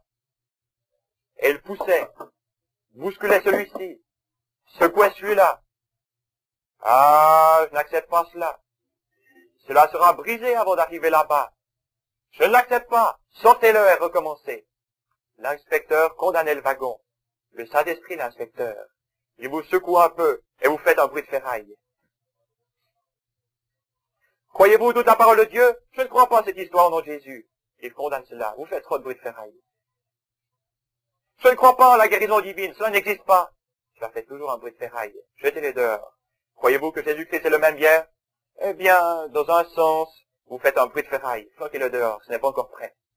Frère, quand c'est prêt, vous dites Amen. Avez-vous reçu le Saint-Esprit? Amen. Le tout a-t-il été achevé? Amen. Alors que fait l'inspecteur? Tout est chargé correctement, bien serré, plein de l'évangile. Chaque parole de Dieu est bonne. Tout est parfait. Je crois chaque parole. Amen, amen, amen. Croyez-vous que Dieu guérisse toujours? Amen. Croyez-vous que Jésus est le même hier, aujourd'hui, éternellement? Amen. Croyez-vous que le Saint-Esprit est toujours aussi réel qu'avant? Amen. Croyez-vous que le Saint-Esprit qui tomba sur Paul peut tomber sur nous? Amen. Croyez-vous qu'il peut produire les mêmes choses sur nous que sur eux? Amen. Oh, cela devient serré. Cela devient serré maintenant. Nous sommes prêts à fermer la porte. Très bien. Alors l'inspecteur ferme la porte. Que fait-il? Il y met un seau. Alors il s'approche, prend une paire de pinces et appose un seau sur cela. Vous feriez mieux de ne pas le briser. Si la destination de ce wagon, si c'est Boston, il ne peut pas être brisé avant. Ce serait un délit entraînant la réclusion que de briser ce seau avant que le wagon arrive à Boston. Et seul l'homme qui en a l'autorité pour le briser, c'est vrai. Il appartient à une certaine compagnie de chemin de fer. C'est là leur sceau. C'est la garantie que ce wagon a été chargé par eux. Ce wagon est prêt. Il leur appartient. Ils ne pourraient pas mettre le B et O sur la compagnie de Pennsylvanie. Cela doit être scellé. Et quand c'est scellé, et quand le chrétien est chargé de l'évangile, rempli de l'amour de Dieu, toutes les bonnes choses de Dieu se trouvent en lui, avec un cœur ouvert, prêt à travailler, acceptant d'être placé, faisant tout ce que le Saint-Esprit lui dit de faire, ayant passé de la mort à la vie, étant sanctifié de toutes les choses du monde, marchant dans la lumière au fur et à mesure que la lumière vient à lui, allant toujours de l'avant, alors il est prêt. Alors Dieu ferme la porte du monde derrière lui, pousse les deux bâtons et le scelle du Saint-Esprit de puissance. Alléluia! Pendant combien de temps? Jusqu'à la destination. Après l'avoir placé sur la voie de chemin de fer, ne l'ouvrez pas de nouveau pour voir si tout est en ordre. C'est en ordre. Laissez-le tranquille. L'inspecteur l'a déjà contrôlé. Pour combien de temps êtes-vous scellés? Jusqu'au jour de votre rédemption. C'est le temps pour lequel vous êtes scellés. Eh bien, frère Branham, qu'en sera-t-il après votre mort? Vous avez dit que vous l'aviez pour toujours. Oui, vous l'avez pour toujours. Où commence la lumière? À l'autel.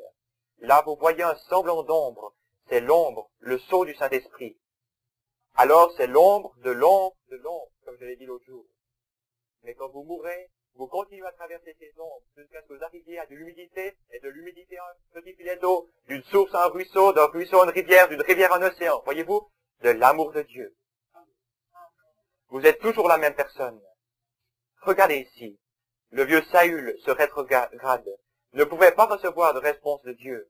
Pourtant, il n'était pas perdu. Assurément pas. Il était un prophète, mais il s'est simplement éloigné de Dieu.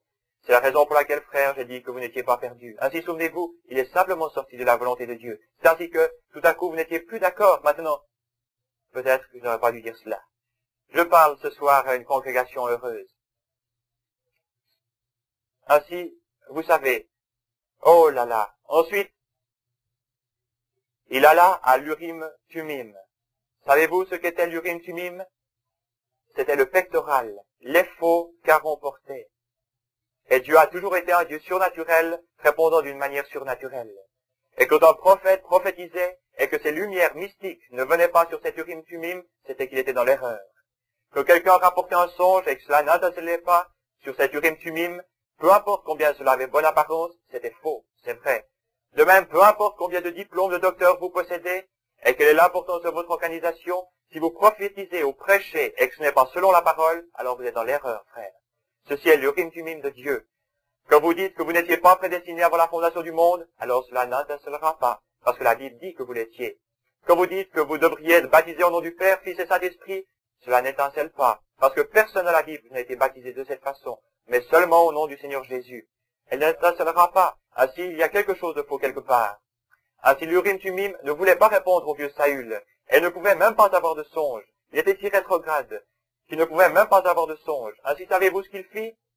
Il alla vers la sorcière, et cette vieille sorcière, le vieux démon, docteur là-bas, à cette vieille sorcière guérisseur, il dit, peux-tu deviner? Elle répondit, oui, mais Saül a dit qu'il tuerait tous ceux qui le font. Il dit, je te protégerai. Il était habillé comme un valet de pied. Il dit, devine pour moi, et fais-moi monter du séjour des morts, de ceux qui d'ici ont passé de l'autre côté. Maintenant écoutez ceci. Fais-moi monter l'esprit de Samuel le prophète. Alors, quand cet esprit de divination la saisit, elle tomba sur sa face. Elle dit, je vois des dieux qui montent. Voyez-vous, c'était une païenne. Des dieux. 2 ou 3 comme Père, Fils et Saint-Esprit, ou quelque chose comme ça. Elle dit, je vois des dieux qui montent. Il dit, décris-le-moi. Comment est-il? À quoi ressemble-t-il? Elle dit, il est mince, et il porte un manteau sur ses épaules. Il n'avait pas du tout changé. Il dit, c'est Samuel. Amène-le dans cette chambre. Amène-le ici devant moi. Et observez, quand Samuel arriva devant Saül, il dit, pourquoi m'as-tu appelé? Puisque tu es devenu l'ennemi de Dieu. Maintenant observez, non seulement il était toujours Samuel, mais l'esprit de prophétie était toujours sur lui. Dites que c'est faux. Que quiconque dise que c'est faux. Pourtant c'est la vérité. Il était toujours un prophète. Car il prophétisa, disant, la bataille se retournera contre toi demain, et toi et tes fils, vous tomberez dans la bataille. Et à cette heure-là, demain soir, vous serez avec moi. Est-ce vrai? Il était toujours un prophète. Maintenant vous dites, oh, mais c'est une sorcière qui fait cela. Très bien. Je vais vous citer un cas où ce n'était pas une sorcière. Jésus périt Pierre, Jacques et Jean et monta un jour sur le mont de la transfiguration. Ils étaient là au sommet de la montagne. Et Jésus, Dieu plaçait son fils, comme je vous l'expliquais l'autre soir, au sujet du placement des fils. Et ils regardèrent autour d'eux et ils virent que Moïse et Élie se tenaient là. Ils parlaient, ils communiaient. Ce n'étaient pas de petits drapeaux blancs qui flottaient, ou plutôt de petits nuages blancs qui flottaient, mais c'étaient des hommes réels qui s'entretenaient. Moïse avait été enterré dans une tombe inconnue 800 ans auparavant.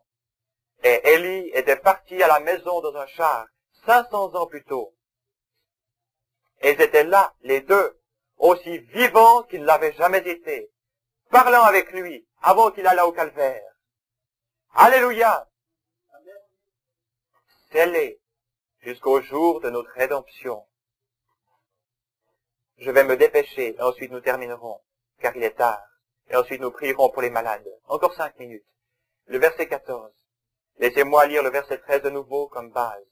En lui, vous aussi, après avoir entendu la parole de la vérité, l'évangile de votre salut. Maintenant, souvenez-vous, quel salut avaient-ils? Ils étaient des chrétiens d'Éphèse. Maintenant, regardez. Avez-vous observé les Corinthiens?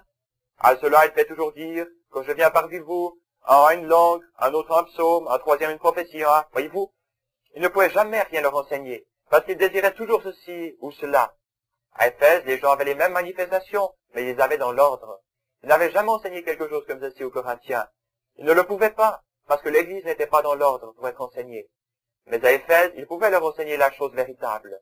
C'est votre salut. En lui, vous avez cru, et vous avez été scellés du Saint-Esprit qui avait été promis, lequel est un gage. Oh, ne me laissez pas passer là-dessus.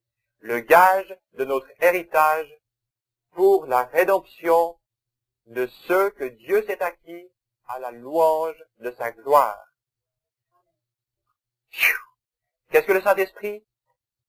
Maintenant, je vais lire la suite très vite, si vous me supportez jusque-là. Où en étions-nous l'autre soir, frère Mike? Où ils étaient tous heureux. Oh, tout était paisible. C'était l'amour parfait. Maintenant, chaque fois que vous venez dans cette direction, vous descendez un peu. Chaque fois que vous faites un pas, vous vous rapprochez de quelques centimètres. Quand vous arrivez à la terre, vous avez une ombre, de l'ombre, de l'ombre, de l'ombre. Maintenant, c'est la quantité de Saint-Esprit que vous avez en vous. C'est l'amour. Mais oh, vous avez soif de quelque chose. Oh, ceux qui sont âgés et qui pensent, combien j'aimerais retourner en arrière et avoir de nouveau 15 ans ou 20 ans. Oh, je donnerais tout. Quel bien cela me ferait-il? J'aurais peut-être 15 ans, mais je pourrais tout aussi bien mourir ce soir. Tout est incertain. Par exemple, si vous avez 15 ans ce soir, comment savez-vous si votre mère sera en vie quand vous arriverez à la maison? Comment savez-vous que vous arriverez à la maison? Comment savez-vous que vous serez en vie demain si vous avez 12 ans? Vous avez une santé parfaite, mais vous pouvez être tué dans un accident, tomber mort, n'importe quoi peut arriver. C'est de l'incertitude, rien ici n'est certain. Mais vous soupirez après cela. Qu'est-ce? C'est qu'il y a là-bas quelque chose qui vous fait soupirer. Maintenant vous marchez dans ceci, alors vous avez la vie éternelle. Ainsi qu'arrive-t-il? C'est le gage. Qu'est-ce qu'un gage? Si je viens vers vous pour acheter une voiture, je vais dire, combien coûte cette voiture? Vous répondrez, cette voiture, frère Branham, vous coûterait $3000. Quel est l'acompte que vous exigez? Eh bien, avec $500, vous pouvez l'avoir. Très bien. Voici les $500, je vous apporterai le solde dès que possible. Jusque-là, gardez la voiture. Lorsque je dis, je vous donnerai les $500, ce sont là les arts. Est-ce vrai? Maintenant, souvenez-vous-en. Ce sont les arts, c'est l'acompte. Vous avez été scellés du Saint-Esprit qui avait été promis. L'Esprit qui avait été promis, vous avez été scellés. Lequel est, qu'est-ce que la promesse du Saint-Esprit?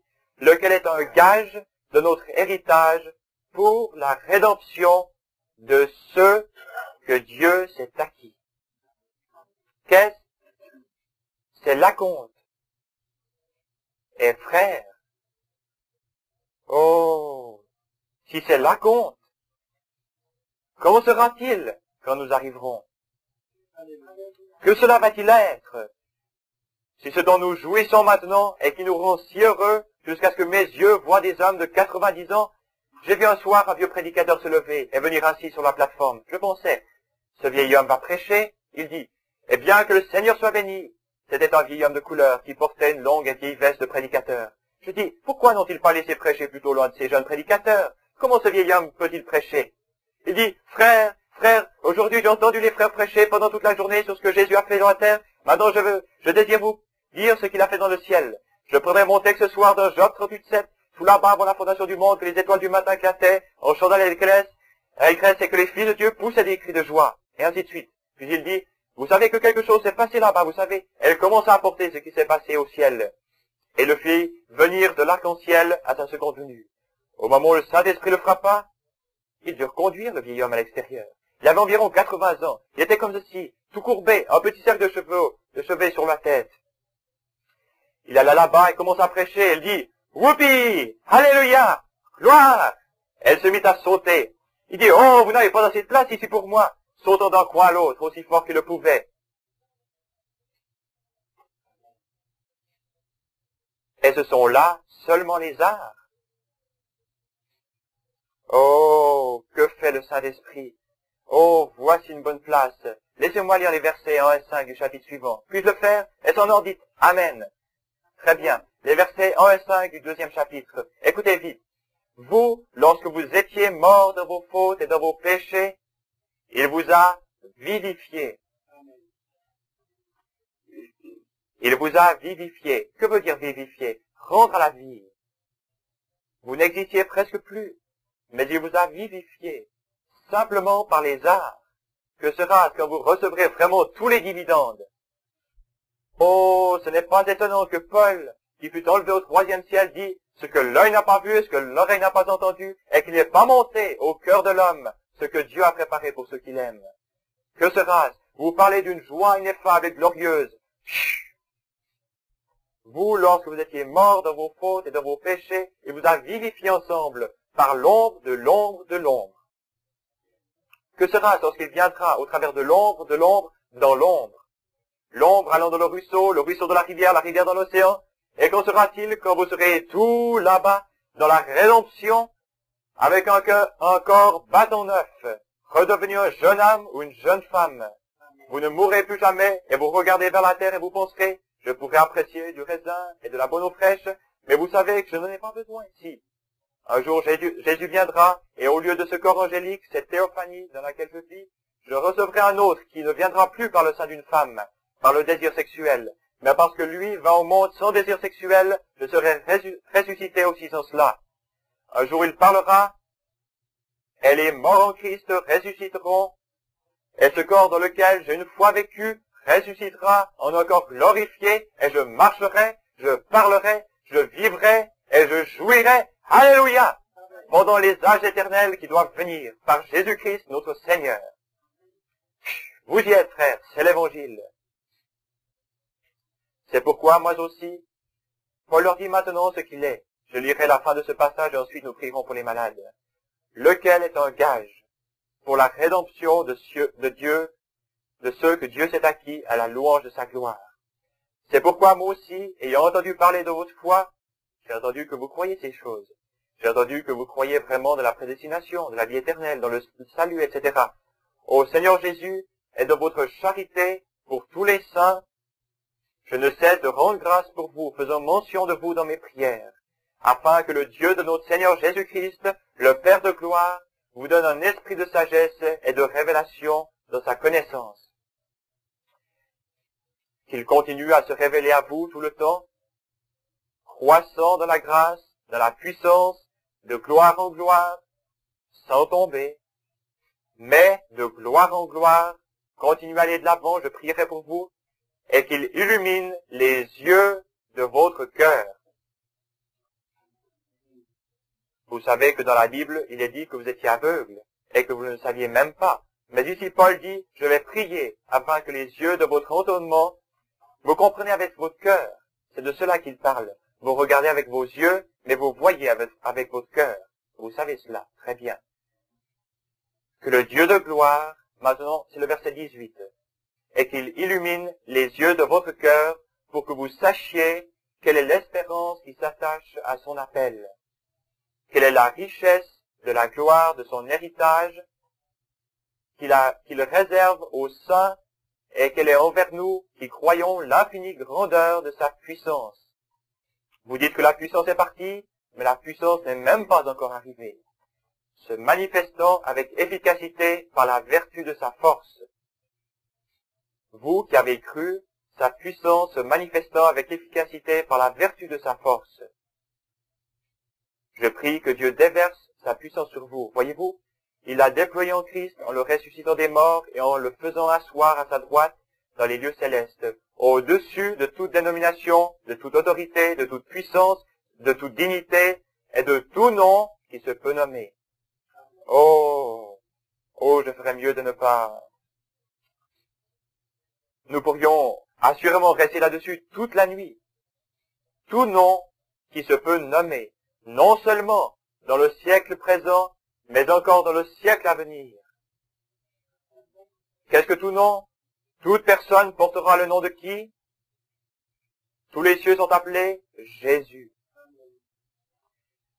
L'Église entière est appelée Jésus. Tout est appelé Jésus, car c'est le seul nom que Dieu ait jamais eu. Il est appelé Jéhovah, Jéhovah Jireh, le sacrifice pourvu par le Seigneur, Jéhovah Rapha, le Seigneur qui te guérit, Jéhovah, l'étendard du Seigneur, Manassé, Jéhovah, différents Jéhovah. Il est appelé l'étoile du matin, il est appelé Père, il est appelé Fils, il est appelé Saint-Esprit, il est appelé Alpha, il est appelé Oméga, il est appelé le commencement, il est appelé la fin, il est appelé le germe. Oh, il est appelé par toutes sortes de titres. Mais il a un seul nom. C'est ce dont Matthieu parlait lorsqu'il a dit, allez, faites de toutes les nations des disciples, les baptisant au nom, pas au nom pluriel, mais au nom singulier du Père, du Fils et du Saint-Esprit. Père n'est pas un nom. Fils n'est pas un nom. Saint-Esprit n'est pas un nom. C'est un titre appartenant à un nom. C'est le nom de trois attributs qui appartiennent à un Dieu. Quel était son nom? L'ange a dit, tu lui donneras le nom de... C'est lui qui sauvera son peuple de ses péchés. C'est la raison pour laquelle ils les baptisèrent tous de cette manière dans la Bible. C'est ainsi que saint Augustin baptisa le roi d'Angleterre, environ 150 à 200 ans après la mort de Christ, soit au nom de Jésus-Christ. Très bien. Au-dessus de toute domination, de toute autorité, de toute puissance, de toute dignité et de tout nom qui se peut nommer, non seulement dans le siècle présent, mais encore dans le siècle à venir. Il a tout mis sous ses pieds et il l'a donné pour chef suprême à l'Église qui est son corps. Ainsi, si mon corps a la puissance sur toute chose, alors ce que mon corps est, c'est ce que je suis. Est-ce vrai? C'est ce que je suis. C'est en tant que cela que vous me connaissez. Est-ce vrai? Ainsi, tout ce que Dieu était, il le déversa en Jésus. Car il était la plénitude de la divinité corporellement. Est-ce vrai?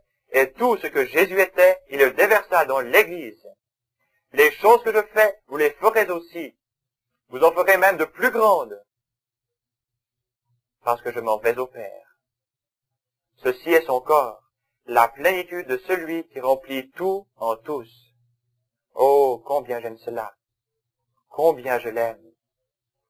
J'ai lu l'autre jour un livre dans lequel on décrivait mon voyage en Afrique lorsque j'y allais pour y prêcher.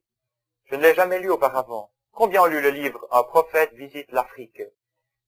Dans ce livre, je regardais la photographie d'un petit garçon indien. Combien ont vu cette photographie?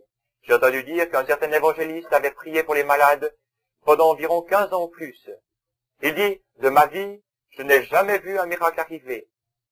Il ajouta, j'ai bien vu des gens qui disaient avoir souffert de maux de tête, être guéris. J'ai entendu témoigner d'autres au sujet de maux de ventre et déclarer guéris, etc. Mais un miracle, quelque chose de créé. Je pensais que cet homme aurait dû se trouver là-bas et voir ce qui s'est passé. La jambe de ce garçon était à peu près grosse comme ça. L'autre était normale comme la jambe d'un être humain. Si vous aviez pu remarquer son appareil orthopédique, son soulier avait 35 à 37 cm de haut, comme ceci. Dessous, il y avait une plaque de métal. Son soulier se trouvait au sommet de 2 longs montants. Il marcha jusqu'à l'endroit où je me trouvais. Ils l'amenèrent là. Il avait 2 béquilles. Avec ce gros soulier de métal, il clopinait comme cela. Je regardais sa jambe, qui était à peu près grosse comme cela. Ces gens étaient mahométans. Vous souvenez-vous, dimanche dernier, quand je vous ai lu ce que les journaux écrivirent? Je l'ai écrit, je l'ai ici, venant d'Afrique. Il me fut envoyé par un missionnaire de retour, frère Stricker. Voilà l'article qui parle de Billy Graham lorsqu'il recula. Exactement. Il laissa les mahométans le pousser dans la mer. Qu'y a-t-il? Les missionnaires quittent leur champ d'activité. Quelle est l'utilité de rester plus longtemps? Il fut enfoncé. J'aime Billy Graham et je pense que c'est un merveilleux homme de Dieu. Mais ce que Billy Graham aurait dû lui répondre, c'était « Attendez une minute ». Si certains de ces baptistes empesés l'avaient laissé faire, je crois qu'il l'aurait fait. Je crois que Billy Graham est un homme de Dieu. Mais s'il avait dit « Attendez une minute, Je suis un ministre de l'Évangile. Vous croyez dans l'Ancien Testament et vous dites que Jésus n'était rien d'autre qu'un homme. Je vous incite à avoir un débat. Je ne crois pas dans le fait de relever les défis du diable. Non, monsieur. Mais je l'aurais défié à mon tour, lui disant que vous et moi nous nous réunissions. Je suis un docteur en théologie. Billy Graham est un docteur en théologie. Laissez-moi vous défier sur ceci et vous prouver que Jésus était le Christ. Maintenant, quant à la guérison divine, je ne possède pas ces dons, mais nous avons des frères qui les ont. Si vous voulez conduire ces gens là-bas, laissez-moi faire venir l'un d'eux, Oral Roberts ou un autre. Quelqu'un qui a un grand ministère qui arriverait vraiment là-bas. Venez et voyez alors ce qui arrive. Le christianisme n'est pas ce que vous pensez. Mais maintenant tout le monde se sent comme frustré, parce qu'il en est resté là et s'est éclipsé. Bien sûr, je ne crois pas dans un défi que vous jetterez le diable. Je lui cracherai au visage comme cela et je m'éloignerai de lui, c'est vrai. Mais quand on est arrivé au point où Billy aurait pu faire que ce Mahométan se sente pas plus qu'une mauvaise herbe, il aurait pu prendre cette Bible, l'ouvrir à Ésaïe 9.5 et dire « De qui parlait-il ? Car un enfant nous est né, un fils nous est donné. » Qui était cet homme? Qui était celui dont il parlait? Qui était ce prophète? Qui était ce Messie qui devait venir? Montrez-moi où il fut manifesté dans Mahomet. Il fut blessé pour nos péchés, brisé pour nos iniquités. Le châtiment qui nous donne la paix est tombé sur lui, et c'est par ses meurtrissures que nous sommes guéris. Montrez-le-moi dans Mahomet. Quand il criait, mon Dieu, pourquoi m'as-tu abandonné? Ils ont percé mes mains et mes pieds, etc. Montrez-le-moi par votre propre parole, votre propre testament. Il aurait battu ce Mahométan si magistralement qu'il n'aurait pas su où il se trouvait. C'est vrai. Mais quand le journal témoignait de ce qui était arrivé, c'est ce qui me fit mal, et a fait sursauter mon cœur. Que-t-il dit là? Ainsi Billy dut reculer, et il recula. Comment les Mahométans peuvent-ils dire que c'était faux, alors que le révérend William Branham, à Durban, en Afrique du Sud, était là, et que des miracles incontestés, miracle sur miracle, étaient accomplis devant eux? Quand 10 000 Mahométans tombèrent sur leur face, dans une seule réunion, et abonnèrent leur vie à Jésus-Christ. Absolument. Ils le savent bien. Ces fondamentalistes en sont au courant. Ne me dites pas le contraire. Une fois quelqu'un vint vers Jésus et lui dit, « Rabbi, vous savez que c'était un pharisien. Nous savons que tu es un docteur venu de Dieu. Nous le savons, car personne ne peut faire les choses que tu fais si Dieu n'est avec lui. Nous le comprenons. Nous ne pouvons simplement pas le confesser, vois-tu, parce que si nous le faisions, eh bien, on nous mettrait hors de l'église, vois-tu. Nous perdrions notre prestige. » Et ainsi Jésus commence à lui dire qu'il devait naître de nouveau. Pour ce garçon mahométan, quand j'étais là, voilà sa photographie. L'appareil de photo ne captera pas de mensonge. Il est debout là, avec une jambe comme ça plus courte, environ 35 cm plus courte que l'autre. Elle est posée sur ce soulier de métal. Je lui dis, parles-tu l'anglais? Non, monsieur. Il ne pouvait pas s'exprimer en anglais. L'interprète me dit, il ne parle pas l'anglais. Depuis quand est-il ainsi? L'interprète le lui demanda. Depuis sa naissance. Veux-tu bouger un peu la jambe? Non, monsieur. Crois-tu en Jésus-Christ? Il répondit, je suis mahométan. Je dis, accepteras-tu Jésus-Christ s'il te guérit? J'accepterai Jésus-Christ comme mon sauveur s'il me guérit. S'il te guérit et que cette jambe devienne comme l'autre, alors tu l'accepteras? Bon. Je le ferai. Oh Dieu, que feras-tu? Il a répondu à toutes les questions. Frère, j'eus le sentiment que je devais attendre une minute pour voir ce qu'il allait dire. Je regardais, je vis dans une vision ce garçon longer un mur comme cela. Je dis, combien de Mahométans l'accepteront? C'était un garçon mahométan. Regardez-le, mettez-le là haut. Vous, docteur, voulez-vous le regarder? Il est là. Oh, vous savez alors où vous vous trouvez. Vous connaissez votre position. Personne. Il était là, je dis. Viens jusqu'ici, fils. Il est venu en boitant comme ça. Je dis. Elle paraît être 30 à 35 cm plus courte. Mais Jésus-Christ, le Fils de Dieu, peut la guérir. Vous, Mahométan, le croirez-vous et l'accepterez-vous comme sauveur personnel? Alors des milliers de mains noires se levèrent. Je dis, Père Céleste, s'il ne devait y avoir qu'une fois où tu me répondes, que ce soit maintenant. C'est pour ta gloire. C'est pour toi. Je te prie de guérir ce garçon. J'ai prié pour lui comme ça, alors je lui dis, enlève ton soulier. Il me regarda drôlement. L'interprète lui dit, enlève ton soulier. Alors il le délaça, parce que j'avais vu dans cette vision ce qui allait arriver. Il enleva sa prothèse, et quand il l'eut fait, il marcha vers moi avec les deux jambes aussi normales que les miennes maintenant. Je lui dis, veux-tu marcher d'un coin à un autre? Il commença à pleurer, en allant et venant. Il ne savait que faire en marchant comme cela. Il dit, oh, Allah, Allah, Allah. Je dis, Jésus, Jésus.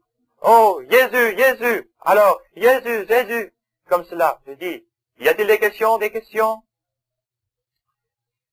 Julius Statlev, combien le connaissent?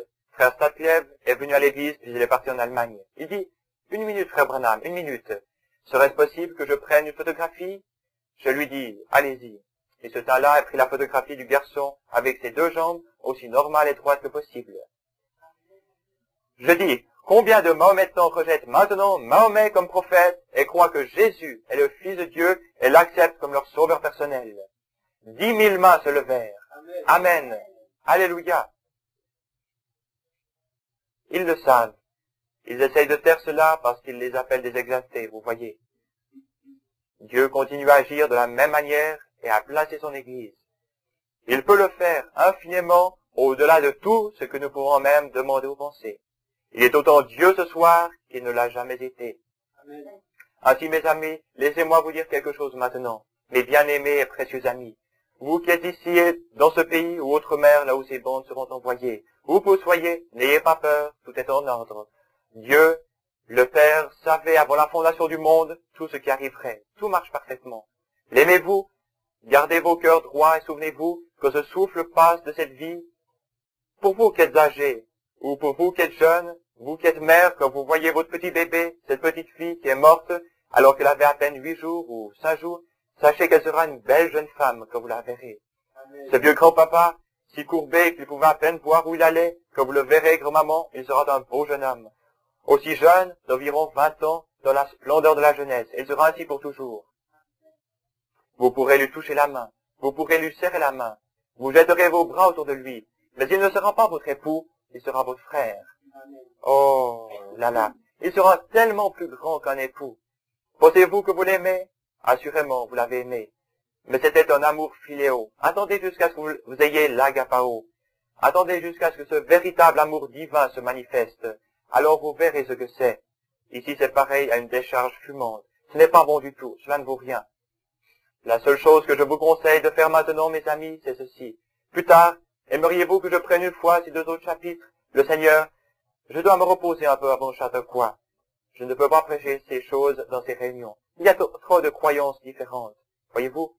Ceci n'est que pour l'Église seule. Voyez-vous? Je ne peux pas prêcher cela là-bas. J'ai le droit de prêcher ici ce que je veux. Ceci est mon tabernacle. Voyez-vous? Et c'est à vous que je parle. Je crois pourtant que ces gens sont sauvés. Oui, monsieur, je le crois vraiment. Mais oh, combien c'est mieux de marcher quand vous savez où vous marchez. Et de savoir ce que vous faites. Voyez-vous? Au lieu de tituber et de trébucher. Restons parfaitement dans la lumière et marchons dans la lumière, sachant dans quelle direction nous nous dirigeons. C'est vrai. Que le Seigneur soit avec vous. Et si chacun de vous ici, maintenant, n'a pas été placé, vous ne serez peut-être rien d'autre qu'une ménagère. Vous dites, frère Branham, je n'ai rien fait de ma vie, je ne suis pas un prédicateur. Eh bien, peut-être que Dieu vous a placé ici pour élever une famille. De cette famille sortira peut-être une autre famille, dont un des enfants sera un prédicateur qui enverra 1 million d'âmes à Christ. Ainsi, vous deviez être ici. Vous êtes là dans un but. Saviez-vous cela? Vous dites, oh, tout ce que j'ai fait, c'était d'avancer clopin sur ces vieilles mottes et chaque soir, je ne savais pas comment je pourrais donner à manger à mes enfants et je regardais ces pauvres petits qui n'avaient pas de souliers. Je me suis assis et j'ai pleuré. Alors, maman et moi, nous sommes montés sur notre vieux buggy pour nous rendre à l'église. Ne vous inquiétez pas, frère. Continuez simplement à l'aimer. Il a un dessein pour vous. Restez tel que vous êtes. Continuez ainsi, voyez-vous. Vous ne prêcherez peut-être jamais de sermon, mais vous serez peut-être l'arrière-grand-père d'un qui le fera. Savez-vous que Dieu imputa à, voyons maintenant, comment s'appelait-il? Lévi, pour avoir payé la dîme quand il était dans les reins d'Abraham, quand Melchisédek le rencontra. Combien savent cela? Voyons. Abraham enfanta Isaac, Isaac enfanta Jacob, Jacob enfanta Lévi, cela faisait le père, le grand-père, l'arrière-grand-père. Quand il était dans les reins, dans la semence de son arrière-grand-père, la Bible le crédita pour avoir payé la dîme à Melchisédek. Oh là là, oh.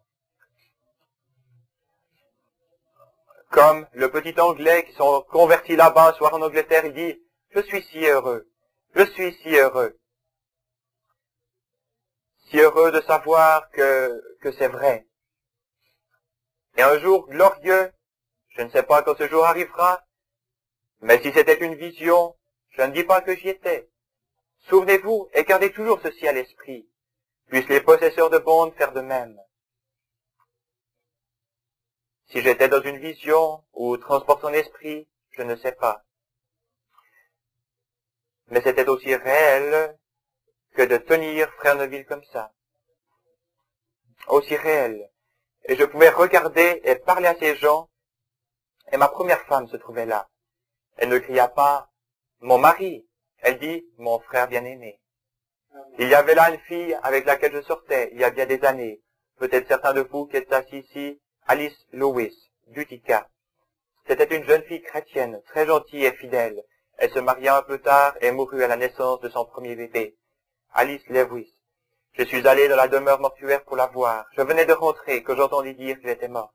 Je suis allé là-bas et il n'y avait personne dans la chambre. Je dis, y a-t-il une dame ici, madame? Son nom était Emerty. Elle épousa un charmant garçon chrétien et elle était une gentille jeune fille chrétienne. Je suis allé partout avec cette fille, dans toutes sortes d'endroits. Nous n'étions que des gamins, nous avions 18 ou 19 ans. C'était une bonne chrétienne. Je n'ai jamais rien connu d'autre à son sujet, si ce n'était qu'elle vivait un véritable christianisme. J'étais un pécheur, et j'allais avec elle. Et son mari était un chrétien, né de nouveau, un véritable homme, et je ne savais pas, je savais qu'elle était décédée. Je l'avais vu dans le journal. Je suis allé là-bas, et me le dire. Ainsi je suis allé chez Coates, et je demandais, avez-vous une madame Emerty? Il répondit, Billy, elle est juste dans la pièce à côté. Je suis entré, je me suis tenu là, près du cercueil, et j'ai pensé, Alice, j'ai été dans le plus sombre des donjons. J'ai été sur des routes sombres. Toi et moi, nous avons marché ensemble sur la route et près de la rivière. Quand ils avaient les vieux bateaux théâtres, nous nous asseyions et nous écoutions jouer l'orgue de Barbarie, qui allait et venait sur le chemin. Quelle dame tu étais! Combien je remercie Dieu pour ta vie! Repose-toi, ma chère sœur, repose dans la paix de Dieu. Et l'autre nuit, dans la vision, elle vint en courant vers moi, elle dit, mon frère béni. Elle jeta ses bras autour de moi.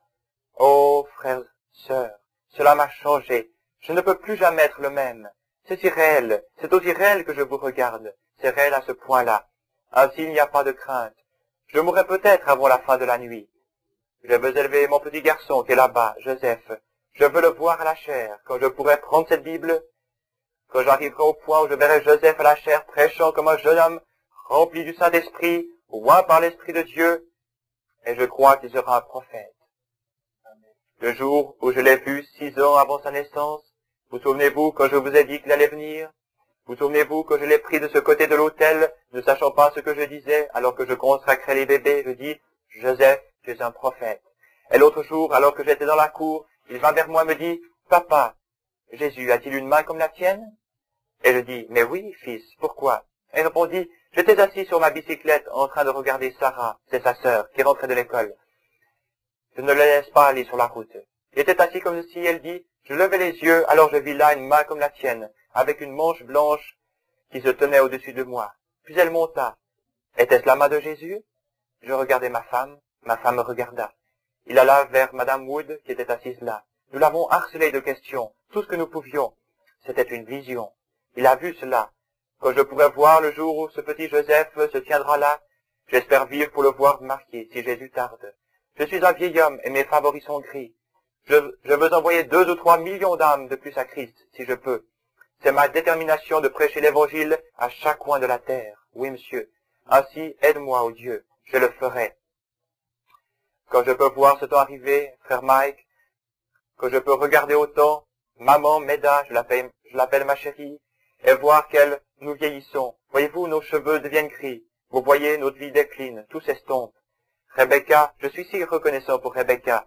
Son professeur de musique m'a dit l'autre soir ceci, si elle continue ainsi, frère Branham, ça promet. Voyez-vous, continuons à faire des progrès. Je désire voir Sarah à l'orgue, Becky au piano et Joseph à la chair. Et je peux voir cela arriver, maman et moi entrant d'un pas chancelant, moi appuyé sur ma vieille canne, marchant le long de la route un soir. Je peux regarder à l'intérieur et voir mon garçon là, oint par le Saint-Esprit, prêchant le même évangile. Je veux prendre ce vieux livre et dire, fils, le voici, il est à toi. Reste avec lui. Ne fais aucun compromis avec la parole. Reste avec lui, mon chéri. Peu importe qui est contre toi, Dieu sera avec toi. Prêche chaque parole qu'elle y est écrite, et papa te verra de l'autre côté de la rivière. J'aimerais prendre ma femme dans mes bras et traverser le Jourdain.